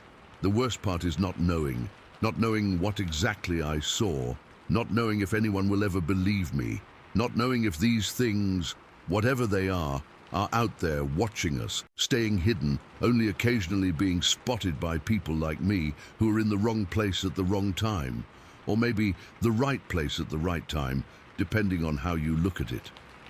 I still smoke occasionally, though I've mostly quit. But I never smoke outdoors in wooded areas anymore. Sometimes when I'm alone and it's quiet, my mind goes back to that moment, the moment when our eyes met. There was a connection there, a flash of mutual recognition between two intelligent beings from different worlds.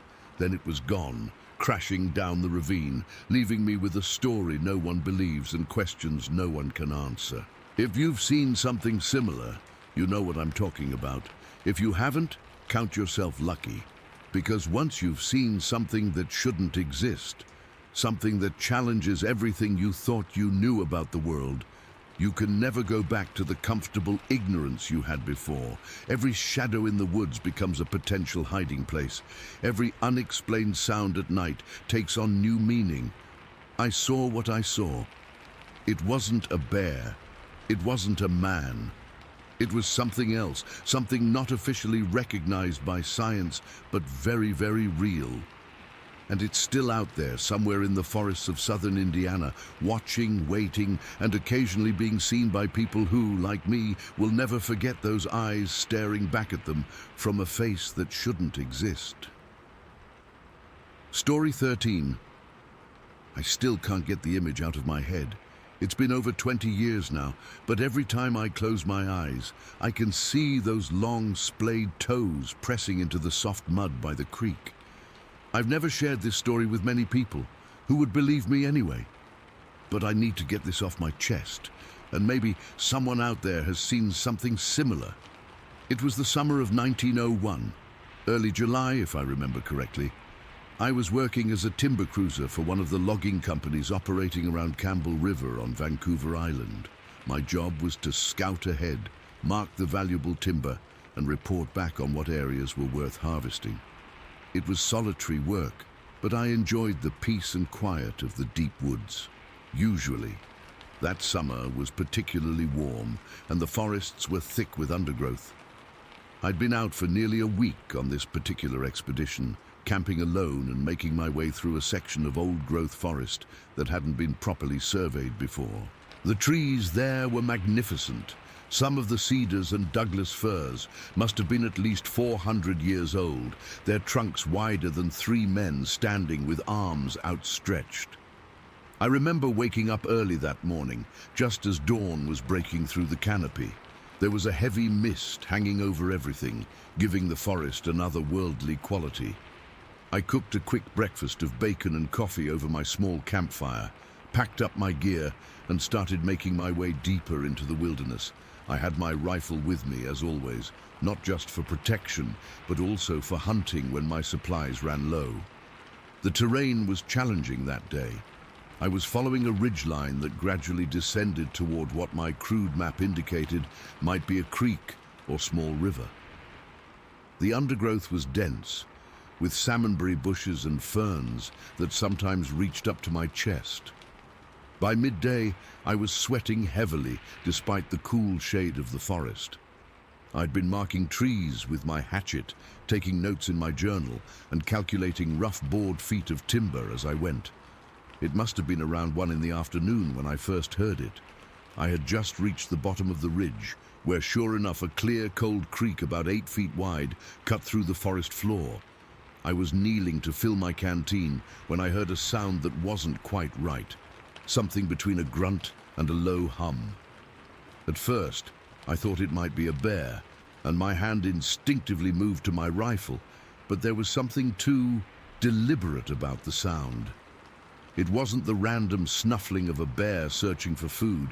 It had a rhythm to it, almost like someone humming while they worked.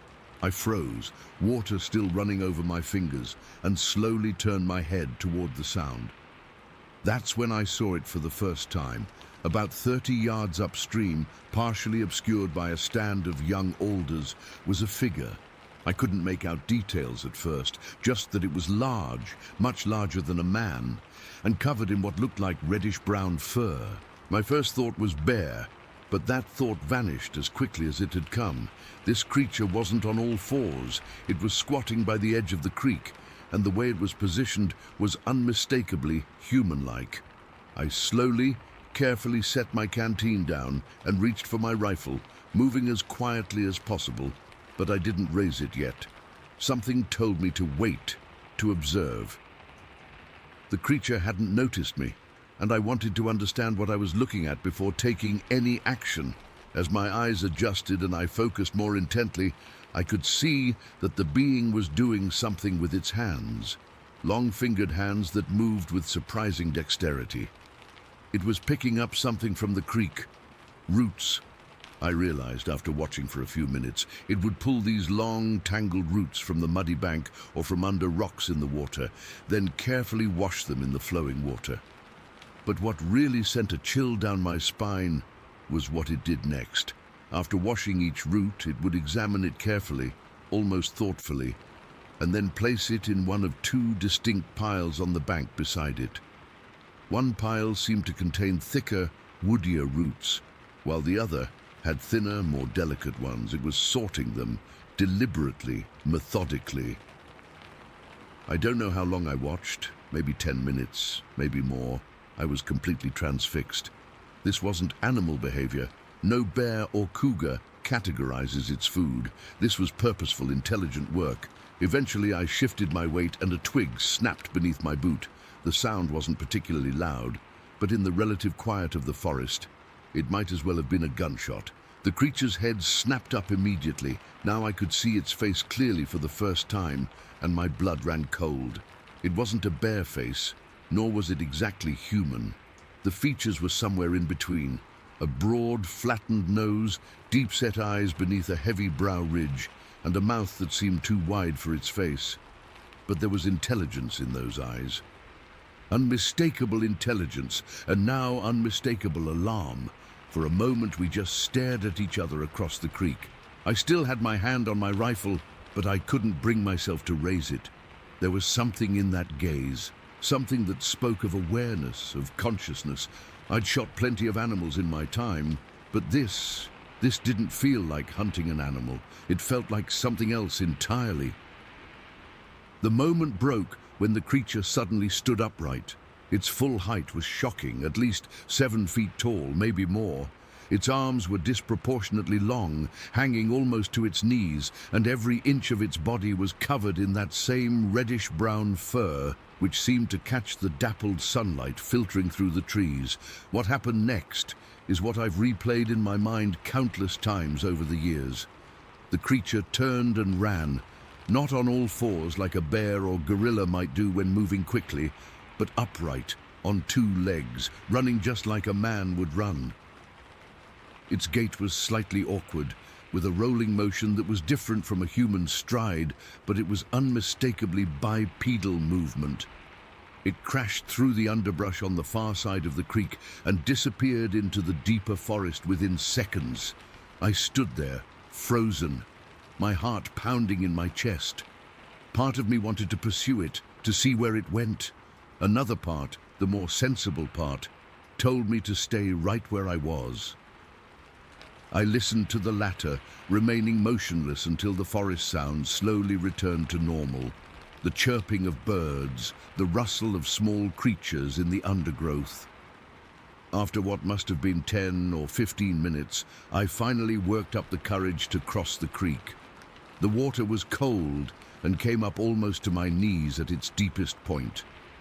When I reached the other side, I immediately saw the 2 piles of roots the creature had been sorting. They were just as I'd observed, one pile of thicker, woodier specimens, another of thinner, more fibrous ones. I picked one up, turning it over in my hands. It was clean, thoroughly washed of dirt and debris. Whatever this being was, it was careful, methodical in its work. But what really made the hair on the back of my neck stand up were the footprints. They were pressed clearly into the soft mud along the creek bank, footprints unlike any I'd ever seen before. They were enormous, easily 15 or 16 inches long, with 5 distinct toes that splayed out wider than a human's would. The impression was deep, suggesting great weight, but the shape was disturbingly human-like, a heel, an arch, and those long, splayed toes. I put my own boot next to one for comparison. My size 10 work boot looked like a child's footprint beside it. I followed the tracks as they led away from the creek. They were easy to spot at first, deep impressions in the soft earth, broken ferns and bent undergrowth marking the creature's hasty retreat.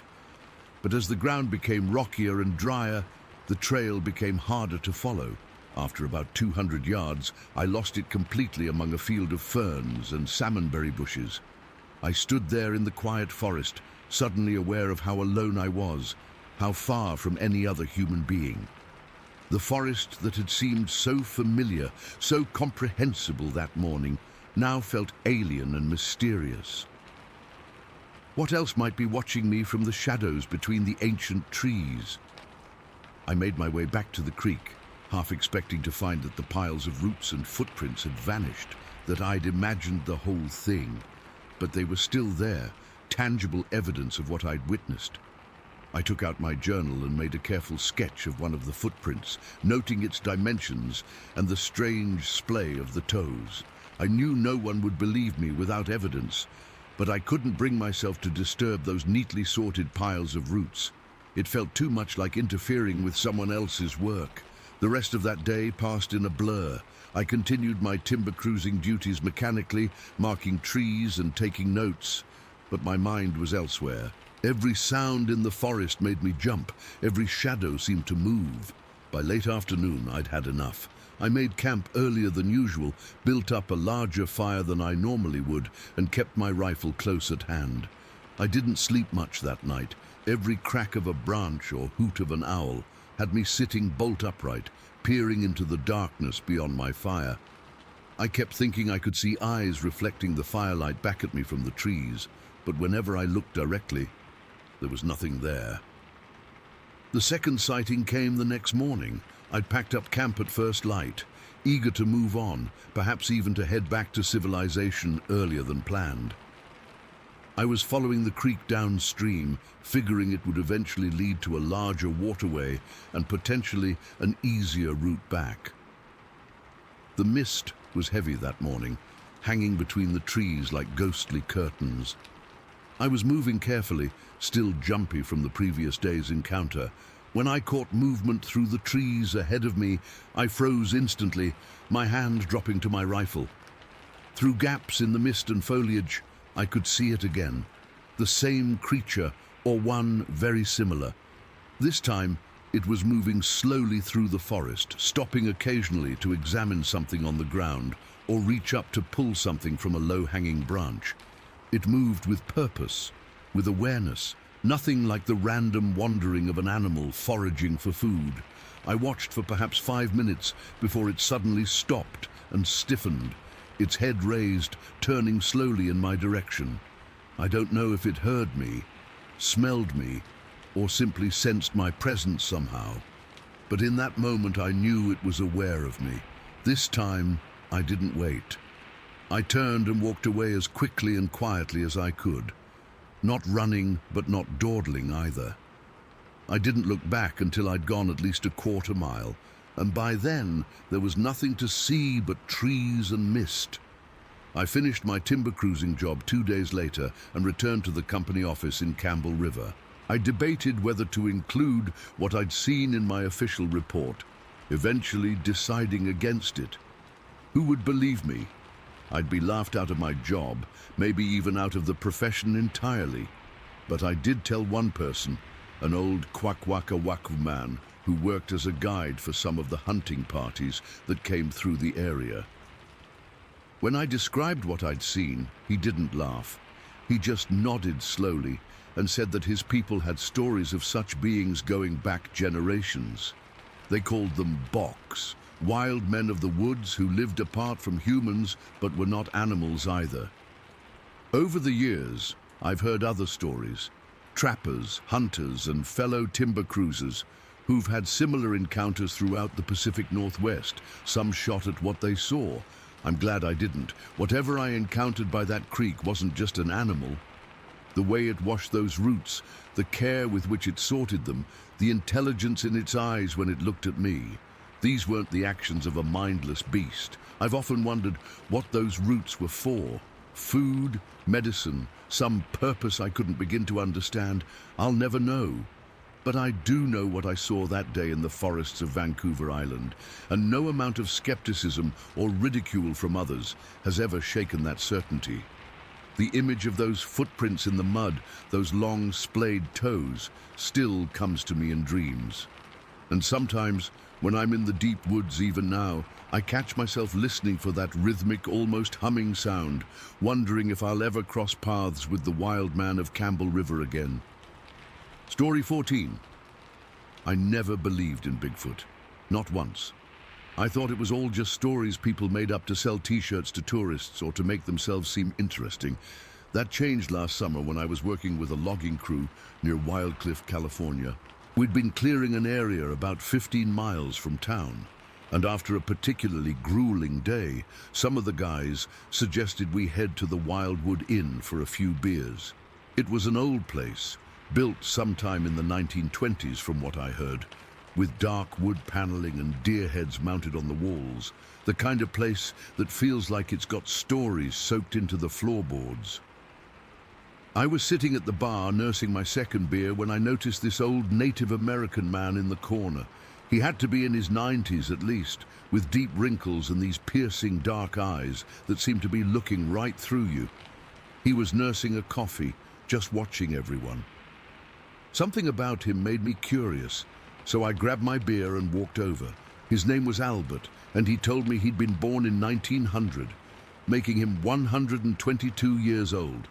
I thought he was exaggerating until the bartender overheard and confirmed Albert had been coming here longer than anyone can remember. We got to talking, and somehow the conversation turned to local legends. I mentioned offhand that some of the guys on the crew had been joking about Bigfoot sightings in the area. That's when Albert's face changed. His expression got real serious, and he set his coffee down with hands that trembled slightly. "I've seen it," he said quietly. "Back when I was young, right here at this very inn." I'll admit I almost laughed, but there was something in his eyes that stopped me. Whatever he'd seen, he believed it with every fiber of his being. It was 1923, Albert began. I was 23 years old. They used to hold dances here on Saturday nights. Everyone from miles around would come. The place would be packed with people dancing, drinking, having a good time. He told me how on this particular winter night, there was about 6 inches of snow on the ground outside. The dance was in full swing, a local band playing, couples twirling around the floor, the smell of whiskey and perfume in the air. I was standing right over there. Albert pointed to a window on the far side of the room. getting some air away from the crowd. I happened to glance outside, and that's when I saw it.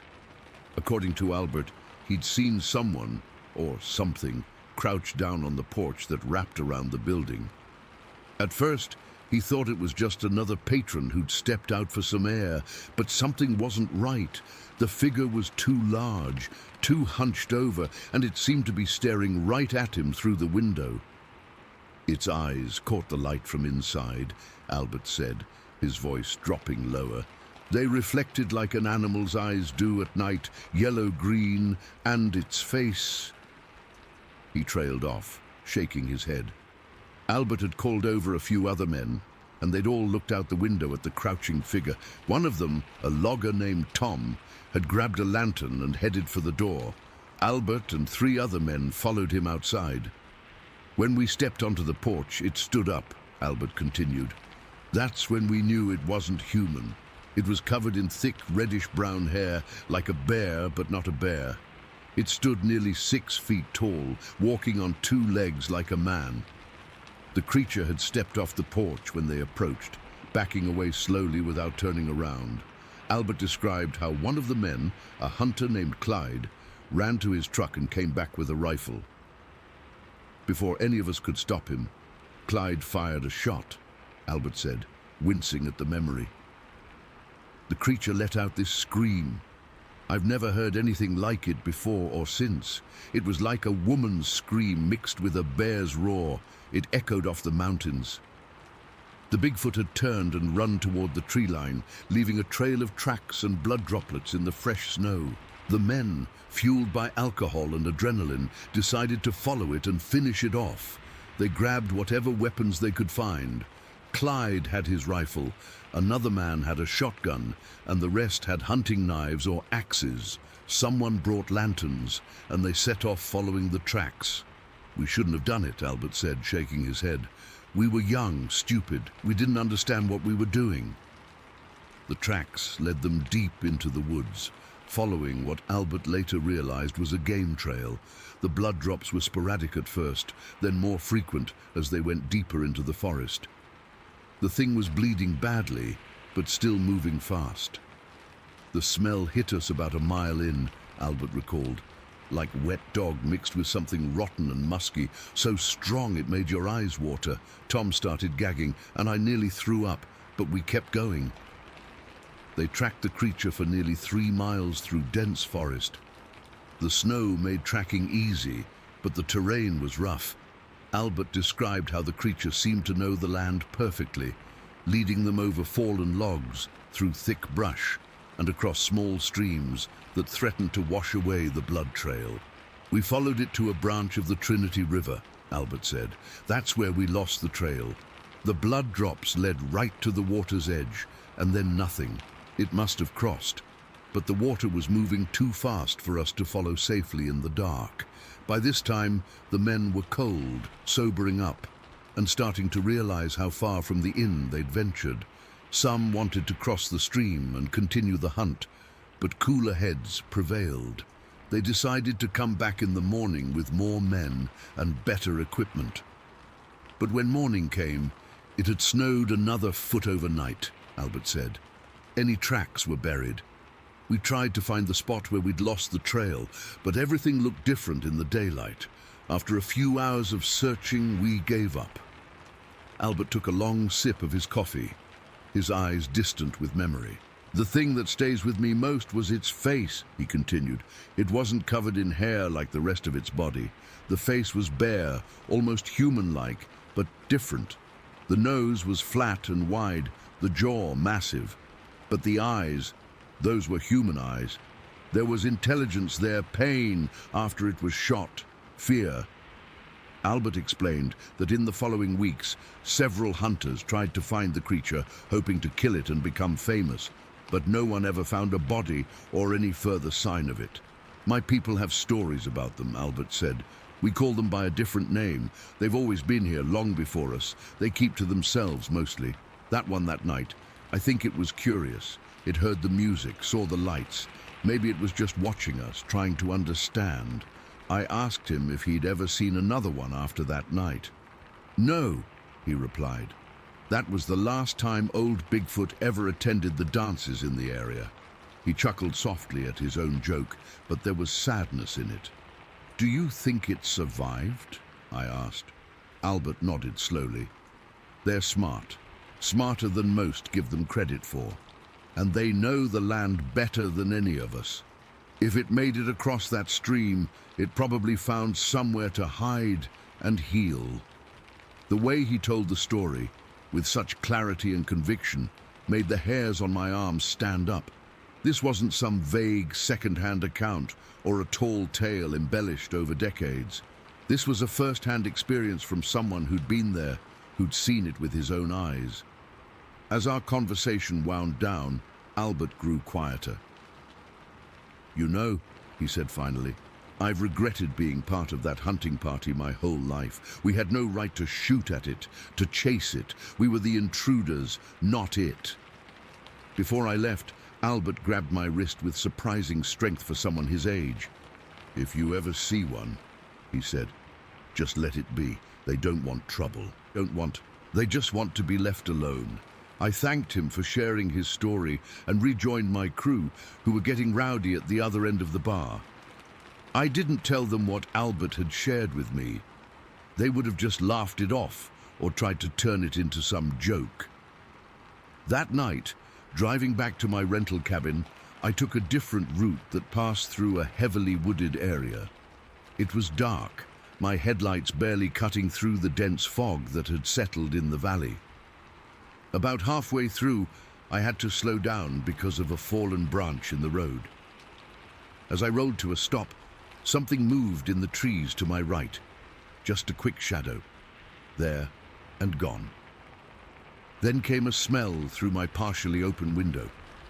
Exactly as Albert had described it. Musky, animal, wild.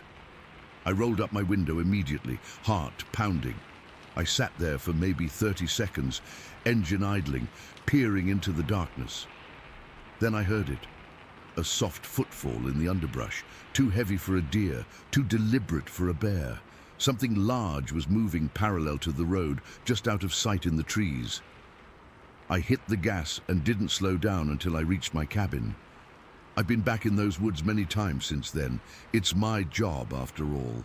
But I'm more aware now of the shadows between the trees, the unexplained sounds at dusk, the feeling of being watched.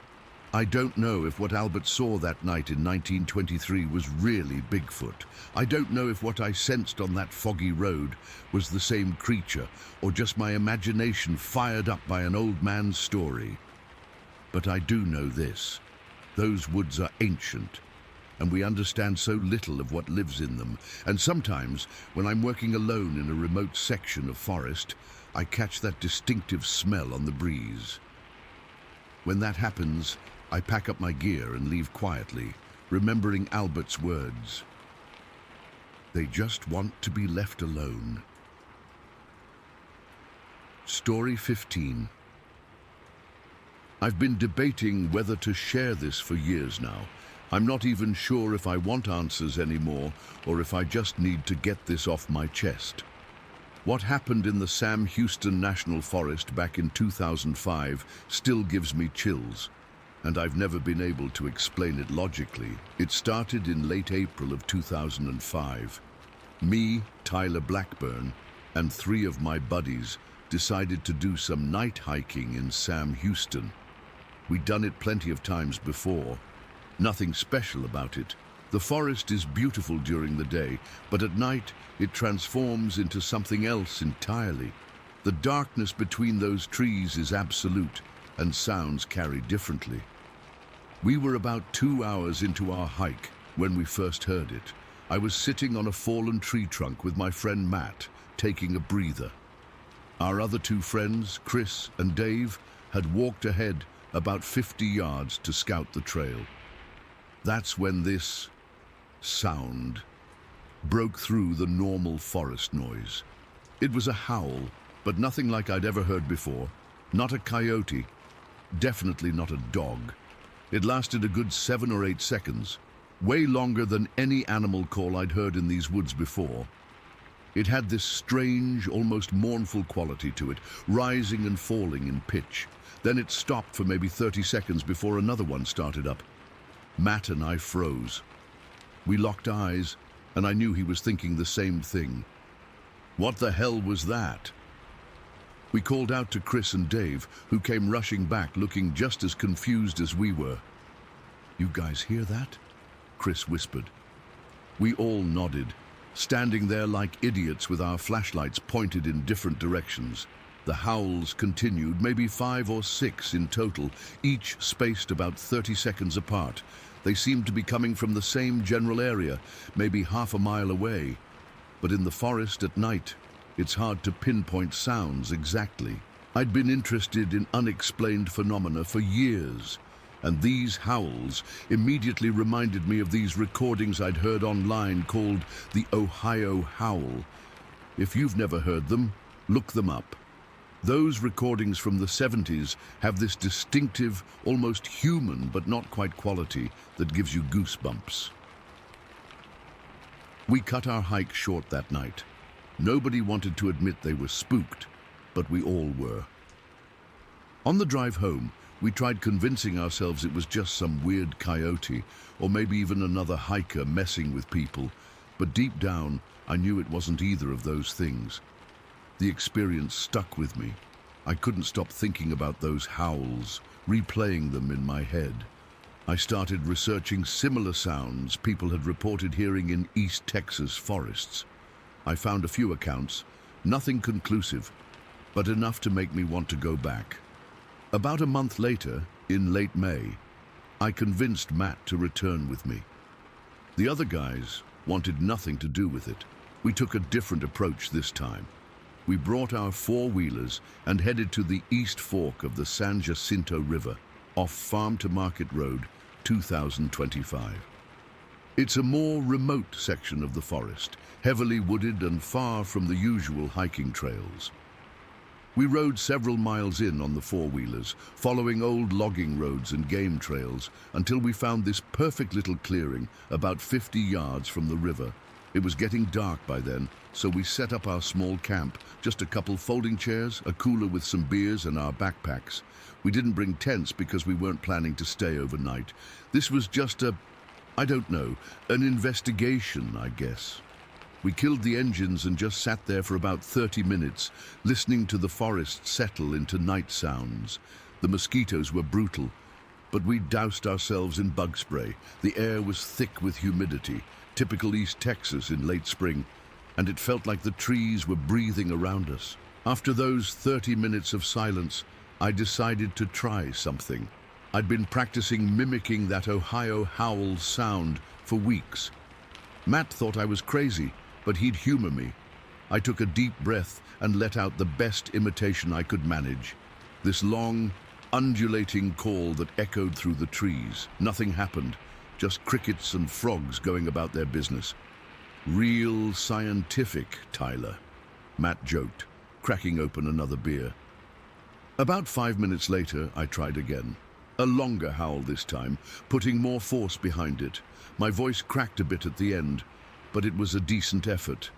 That's when it happened. From across the river, maybe 200 yards away, something answered. Not with a howl, but with this deep, guttural growling.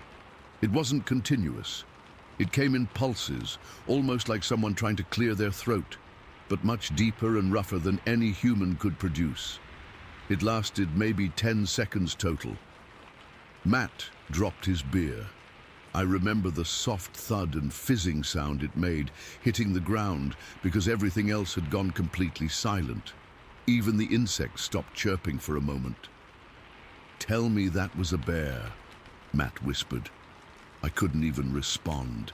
My mouth had gone completely dry. There aren't supposed to be bears in this part of Texas, not anymore. They were hunted out decades ago. Besides, it didn't sound like any bear I'd ever heard on nature documentaries. We sat perfectly still for what felt like forever, but was probably only 2 or 3 minutes. Then, from our right, maybe 100 yards away, but on our side of the river. But it wasn't random animal noise either. It had this rhythmic quality, like it was trying to communicate something specific. Before we could process that, another chattering response came from our left, further back in the woods. Different pitch, same bizarre cadence. Two separate things were communicating with each other, about us, around us. "We need to go," Matt said, his voice barely audible. I should have agreed. Any sane person would have fired up the four-wheelers and gotten the hell out of there. But something kept me rooted to that spot. Curiosity, stupidity, I don't know. But I wasn't ready to leave. "Just wait," I whispered back. "Let's see what happens." The chattering continued, back and forth between the two locations, for maybe 5 minutes. Then it stopped. The forest went quiet again, except for the normal nighttime sounds slowly returning. I had read about wood knocking being another way these things supposedly communicate. It's exactly what it sounds like. Knocking on wood to signal to others.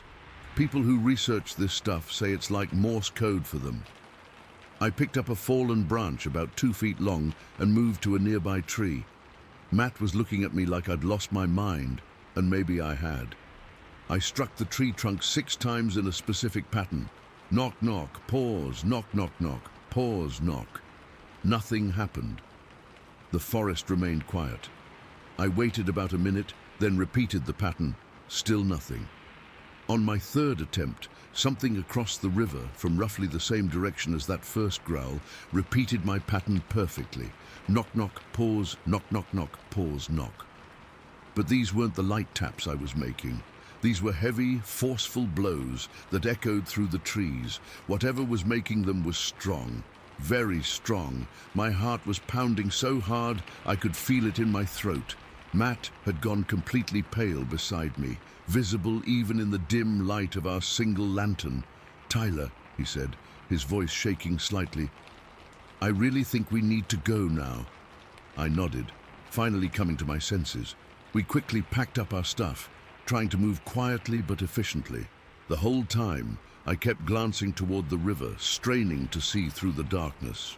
There was nothing visible, just the black silhouettes of trees against the slightly less black sky.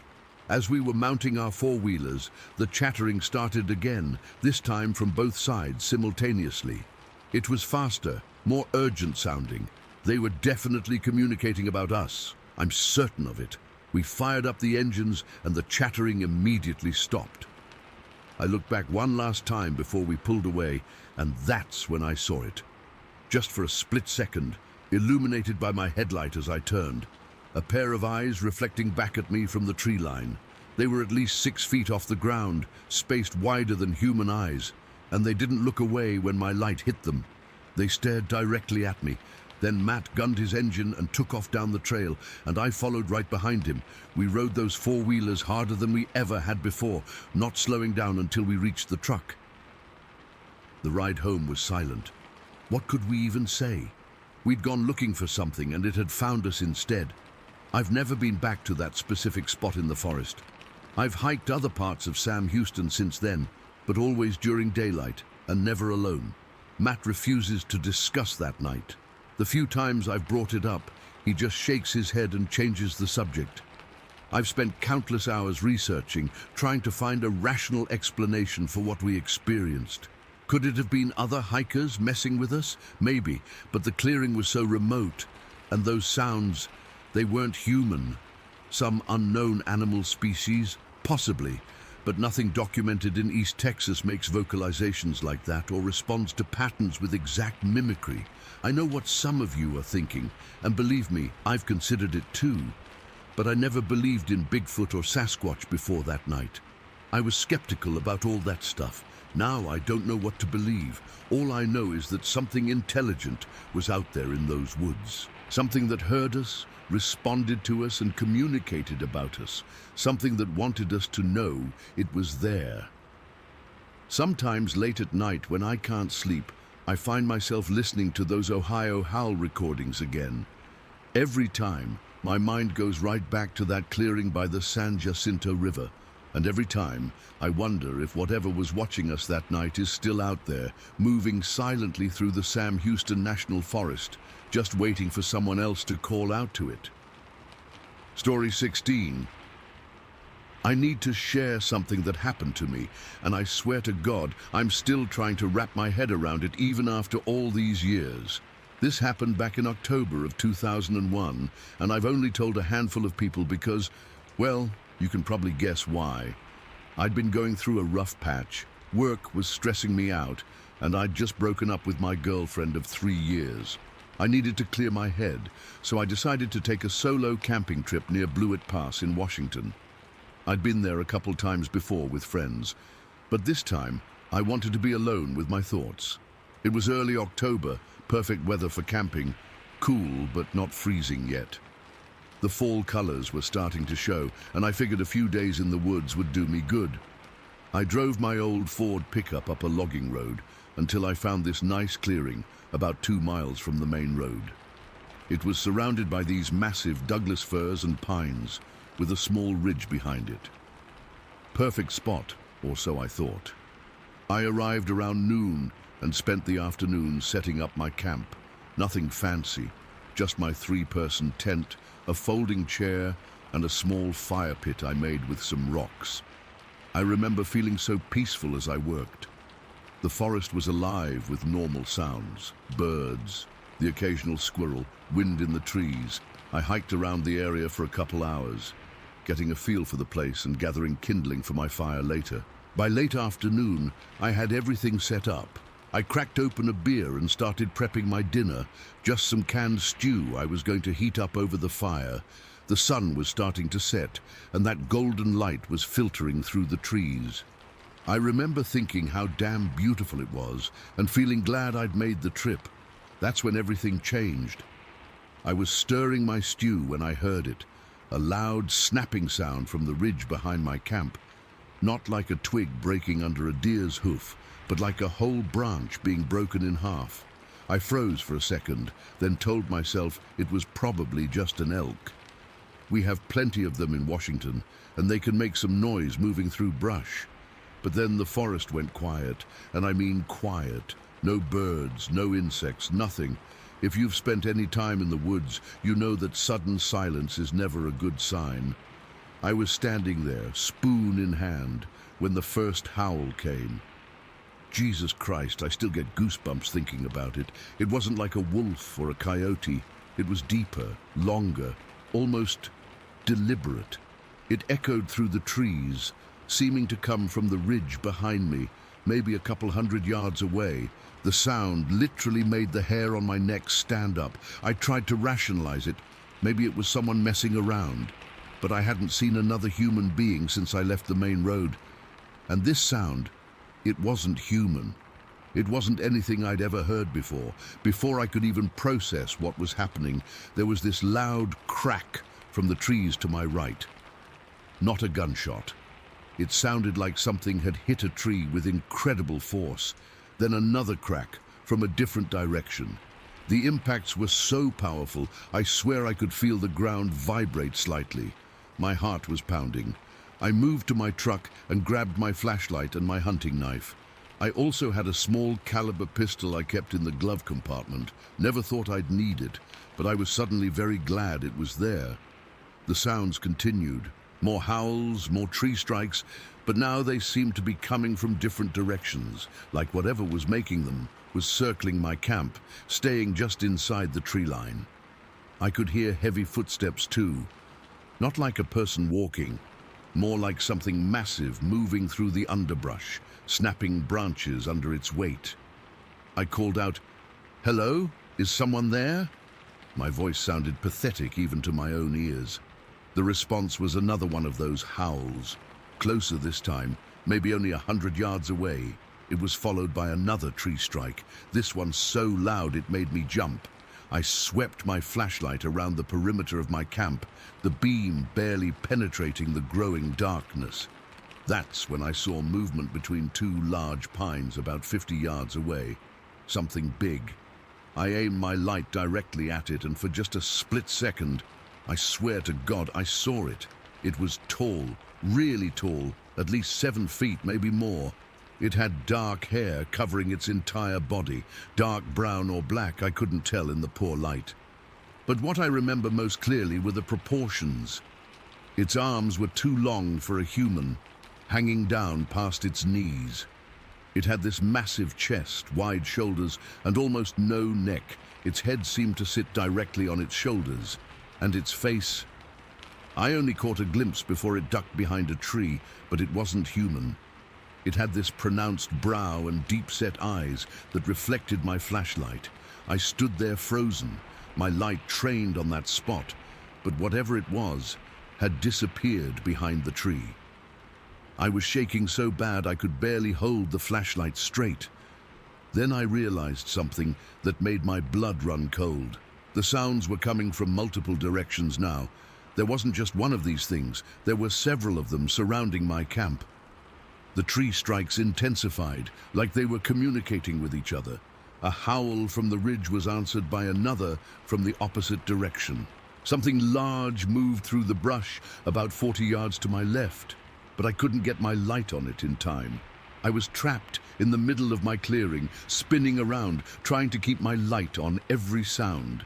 My fire was dying down, and the darkness was closing in. The rational part of my brain was trying to make sense of what was happening.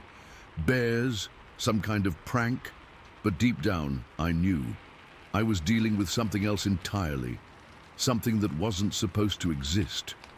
The situation escalated when something started throwing rocks or pine cones into my campsite.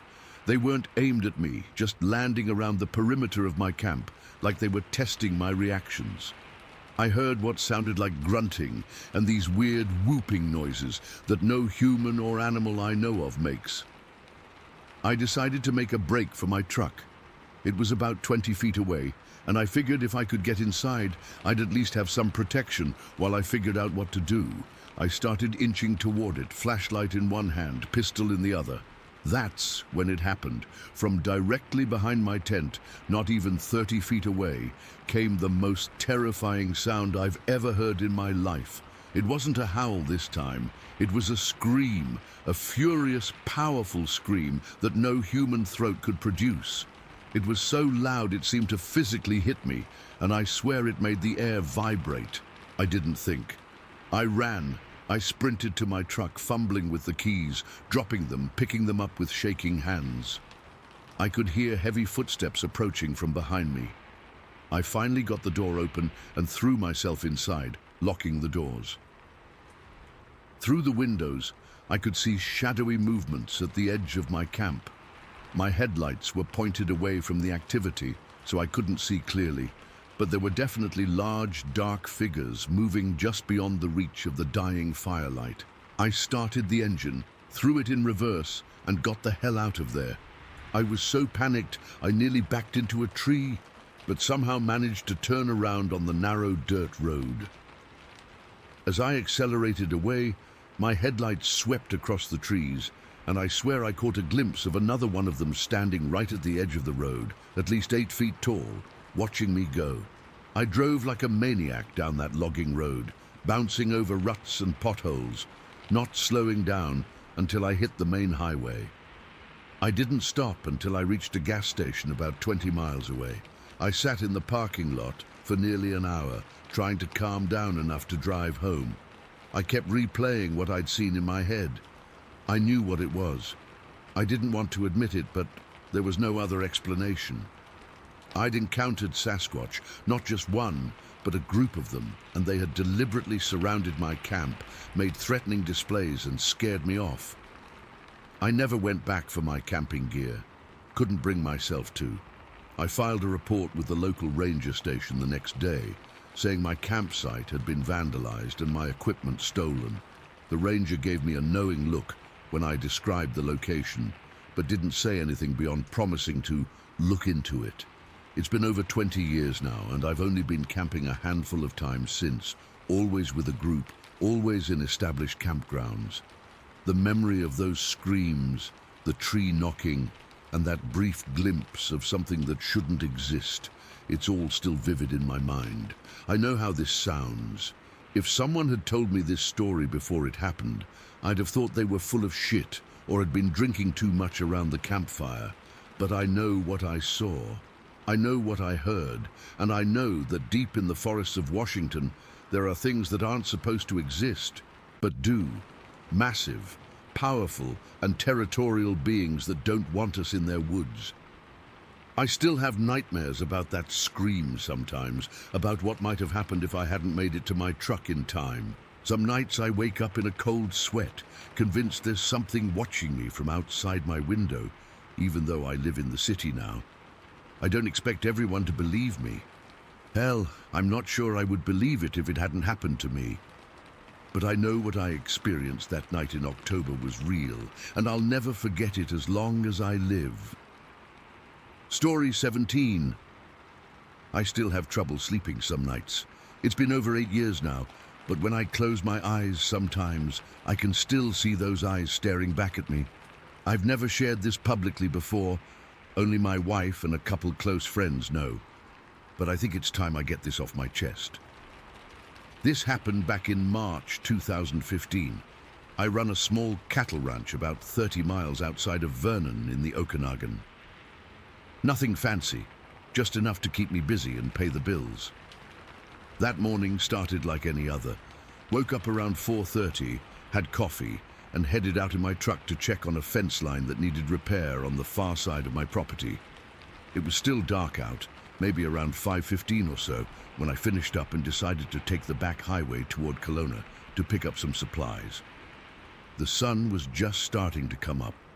That gray-blue light where you can see, but everything still looks kind of shadowy. The road was completely empty. I hadn't passed a single car since I'd turned onto it. I remember I was listening to some morning talk show and sipping the last of my thermos coffee when I came around this bend and had to hit my brakes. About 50 yards ahead was what looked like a deer carcass sprawled across my lane. Nothing unusual about that. We get deer hits all the time up here, especially in the early morning. I slowed down to maybe 15 miles per hour, thinking I'd have to drag it off the road so other drivers wouldn't hit it. That's when I noticed something at the edge of the trees on the right side of the road. At first, I thought maybe it was a hunter or a conservation officer checking out the deer. We get poachers sometimes, though it would have been weird for one to be working so visibly from the roadside. As I got closer, maybe 30 yards away now, I realized whatever was standing there wasn't a person, at least not like any person I'd ever seen. I instinctively took my foot off the gas and just coasted, trying to process what I was seeing. This thing was standing upright but kind of hunched forward. It was covered in this dark brown hair or fur that wasn't uniform. Some patches looked longer than others, especially around the shoulders. I remember thinking it looked matted in places, like how a bear's coat gets sometimes. But this was definitely not a bear. Bears don't stand like that, and they're not built like that. I'd rolled to about 20 yards away when it moved. God, I'll never forget how it moved. It bent down and grabbed the deer, a full-grown mule deer buck, by one of its hind legs with one hand, and it just started dragging it backward toward the tree line. No strain, no readjusting its grip, nothing, like it weighed nothing at all. That's when I got my first real look at its build. This thing had shoulders that must have been at least twice as wide as mine, and I'm not a small guy. Its arms were long, too long, hanging down almost to its knees when it stood straight. The muscles on its back and shoulders bulged under the fur as it pulled the deer.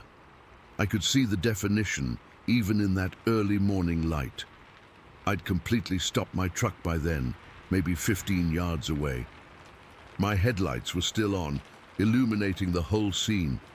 I remember my hands were shaking on the steering wheel, and I was just sitting there, engine idling, watching this thing drag a 200-pound deer with one hand. And then it turned and looked at me. I felt my heart stop. Its face wasn't covered in fur like the rest of it. The face was this grayish-brown color, like dirty leather that's been left out in the sun too long. It had deep-set eyes under a prominent brow ridge. I couldn't make out the eye color exactly, but they looked dark. Its nose was wide and flat, almost blending into its face. The most unsettling thing was that it didn't really have a neck. Its head just seemed to sit directly on those massive shoulders. We locked eyes for what felt like forever, but was probably just 4 or 5 seconds. It didn't look startled or aggressive, more assessing, like it was trying to figure out what I was going to do. That's what freaks me out the most when I think back on it now. There was clear intelligence there. This wasn't some animal operating on instinct, it was thinking. Then, still maintaining eye contact with me, it took a step backward toward the trees, dragging the deer along. Only when it reached the edge of the tree line did it finally turn away, still pulling the carcass behind it. The way it moved into the forest was strange too. Kind of a smooth backward step that somehow kept its balance perfectly despite the uneven ground and the weight it was carrying. I sat in my truck for maybe 2 minutes after it disappeared, just trying to process what I'd seen. My first instinct was to get the hell out of there, but something else kicked in. Curiosity, I guess, or the need to prove to myself that I hadn't just hallucinated the whole thing. I put the truck in park, left it running, and got out. The morning was dead quiet. No birds, no wind, nothing. I walked slowly to where the deer had been. There was blood on the asphalt and clear drag marks leading to the shoulder of the road. I followed the marks into the ditch and up the small slope toward the tree line. The ground was soft from some rain we'd had the previous day, and that's where I saw them. Footprints. Not animal tracks, not human footprints, but something in between. They were huge, easily 18 inches long, maybe even longer. I wear size 12 boots, and these prints dwarfed mine. I could clearly see 5 toe impressions at the front of each print, wider than human toes, but definitely toes. The depth of the prints was what really got to me. Whatever made them was heavy, much heavier than a person my size would be. As I was staring at those prints, the strangest feeling came over me. The hair on the back of my neck stood up, and I got this overwhelming sense that I was being watched. It wasn't just paranoia, it was this primal feeling of being prey, like something was deciding whether or not I was worth the trouble. I didn't look up into the trees.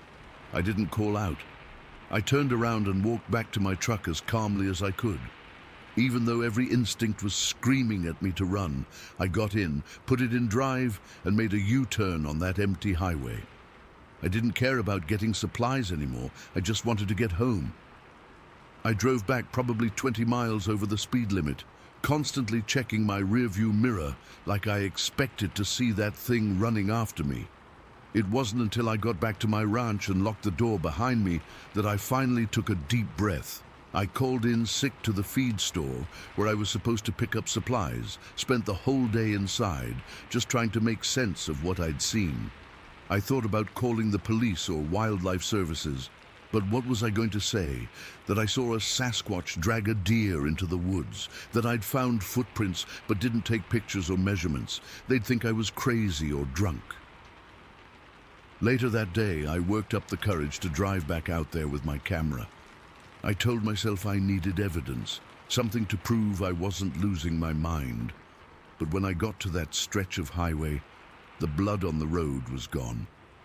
Rain had started falling around noon, and by the time I got there, the ground was too muddy to make out any distinct tracks. Whatever signs had been there were washed away. Over the next few weeks, I found myself researching Sasquatch sightings in British Columbia. Turns out the Okanagan region has a long history of similar reports. The local First Nations have stories going back generations about wild men in the forests. Some of the descriptions matched exactly what I saw: the wide shoulders, the long arms, the flat face with no neck. I've spent a lot of time in those woods since I was a kid. I've hunted, hiked, camped. I know the local wildlife. What I saw that morning wasn't a bear standing up, wasn't a moose, wasn't any known animal, and it definitely wasn't a person in a suit. The way it moved, the strength it showed, you can't fake that. I still work my ranch, still drive that highway sometimes when I need to, but I never go out there alone at dawn or dusk anymore. I keep a loaded rifle in my truck now too. Not that I think it would do much good if that thing decided it wanted me. but it makes me feel a little better. Some nights when I can't sleep, I find myself staring out the window toward the tree line at the edge of my property, wondering if it's out there watching. I wonder if it recognized my truck, if it remembers me like I remember it. I wonder how many of them are out there in those dense forests, living their lives just beyond our awareness. I've never seen another one since that day, but sometimes when I'm working the far pastures, I get that same feeling of being watched. Sometimes I find weird things too. Fence posts bent in ways they shouldn't be able to bend. Cattle spooked for no reason. Strange sounds in the distance that don't quite match any animal I know. The Okanagan is beautiful country, but it's wild country too. There are deep valleys and dense forests where people rarely go. Plenty of places for something to hide, to live undisturbed. After what I saw that morning in March, I'm convinced that the stories are true. There's something out there in those woods, something strong, intelligent, and very real. What bothers me most isn't the encounter itself. It's that it clearly knew what I was. It recognized my truck as a human thing. It made a decision to let me see it. And then it just melted into the forest like it had done it 1,000 times before. Story 18, full story to anyone except close family. For the longest time I thought people would just think I was making it up or that I was crazy. But after reading some similar experiences here, I feel like maybe someone will believe me. This happened back in June of 2002 when I was 17. My parents had sent me to stay with my grandparents for the summer in rural Pennsylvania, just outside of Meadville.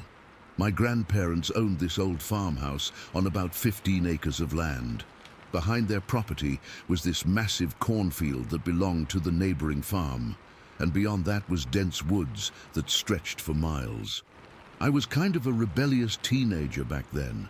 My grandparents were super strict, especially my grandfather, who was an ex-military guy with rules for everything. I used to sneak cigarettes whenever I could get away from the house. There was this spot at the bottom of this long, sloping hill behind their house where I'd go to smoke. It was perfect because you couldn't see it from the house, and I could hang out there without getting caught. This particular evening, it was getting close to dusk, maybe around 8:30 or 9. It was still light out, but the sun was starting to set. The air was warm and sticky, like it gets in Pennsylvania in the summer. I rode my bike down to my usual spot, where there was this old wooden fence post that I would lean against. The cornfield was to my right, maybe 50 yards away, and the edge of the woods was just beyond that. I lit up a cigarette and was just chilling, watching the fireflies starting to come out and thinking about how boring it was being stuck out in the middle of nowhere all summer. That's when I heard it, these heavy footsteps coming from the direction of the cornfield. At first, I thought it was probably the farmer who owned the field, though it seemed weird he'd be out there that late. The footsteps were different, heavy, but not like a person walking. More like thud, thud, thud, with pauses in between. Something about the sound made the hair on my arms stand up. I turned toward the noise, squinting to see better in the fading light. That's when I saw it. Standing right at the edge where the cornfield met the woods was something, not a person. Definitely not a person.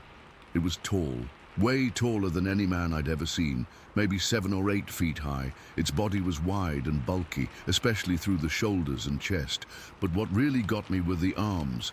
They hung down past its knees, swinging slightly as it stood there. The whole thing was covered in this thick, rough-looking hair or fur. In the dim light, it looked black or maybe very dark brown. Its face was, God, I still have trouble describing it. It was like a cross between a human and an ape, but not quite either. The eyes were deep set under a prominent brow and they were fixed right on me. I couldn't move. It felt like my feet were cemented to the ground. The thing and I just stared at each other for what felt like forever, but was probably only 30 seconds or so. Then the smell hit me, this overpowering stench. like rotting meat mixed with garbage that had been sitting in the sun for days. It was so strong I actually gagged. My eyes started watering and I felt like I might throw up. Then it did something that still haunts me. It raised both of its arms slightly, palms facing toward me, like it was trying to show me something or communicate. It didn't approach me or make any aggressive moves, but that gesture was somehow more terrifying than if it had charged at me. My body finally remembered how to move. I dropped my cigarette and ran straight up that hill toward my grandparents' house, as fast as I've ever run in my life. I completely forgot about my bike, just left it there, leaning against the fence post. My lungs were burning, and I could hear my heart pounding in my ears. I kept expecting to feel those long arms grab me from behind at any second. I burst into the house, slamming the door behind me. My grandmother was in the kitchen and asked what was wrong. I was hyperventilating so badly I couldn't even speak. My grandfather came in from the living room and demanded to know what happened. I finally managed to stammer something about seeing a bear or a wolf or something by the cornfield. I couldn't bring myself to tell them what I'd really seen. My grandfather just shook his head and muttered something about city kids being spooked by wildlife. That night, I couldn't sleep. I kept replaying the encounter in my head and questioning if I'd really seen what I thought I saw. Maybe it was just a bear standing on its hind legs, but I knew bears don't stand like that for that long. And those arms, those weren't bear arms. For the next few days, I refused to go anywhere near that hill. I stayed close to the house, jumping at every sound. My grandparents started to get concerned about my behavior. I think they thought I was on drugs or something. After about a week, I started to doubt myself. Maybe my imagination had run wild. Maybe it was getting dark, and I'd mistaken something normal for something not normal. I needed to know for sure. I decided I would go back to the same spot, but earlier in the evening when there was still plenty of light. So about a week after the first incident, I worked up the courage to go back. I told my grandparents I was going to retrieve my bike that I'd forgotten down by the fence. They'd been asking about it. It was around 7 in the evening, still plenty of daylight left. I figured whatever I'd seen wouldn't be active in broad daylight. I walked slowly down the hill, scanning the edge of the cornfield and the woods constantly. My bike was still there, exactly where I'd left it. Everything seemed normal. Birds were chirping, crickets were starting their evening songs.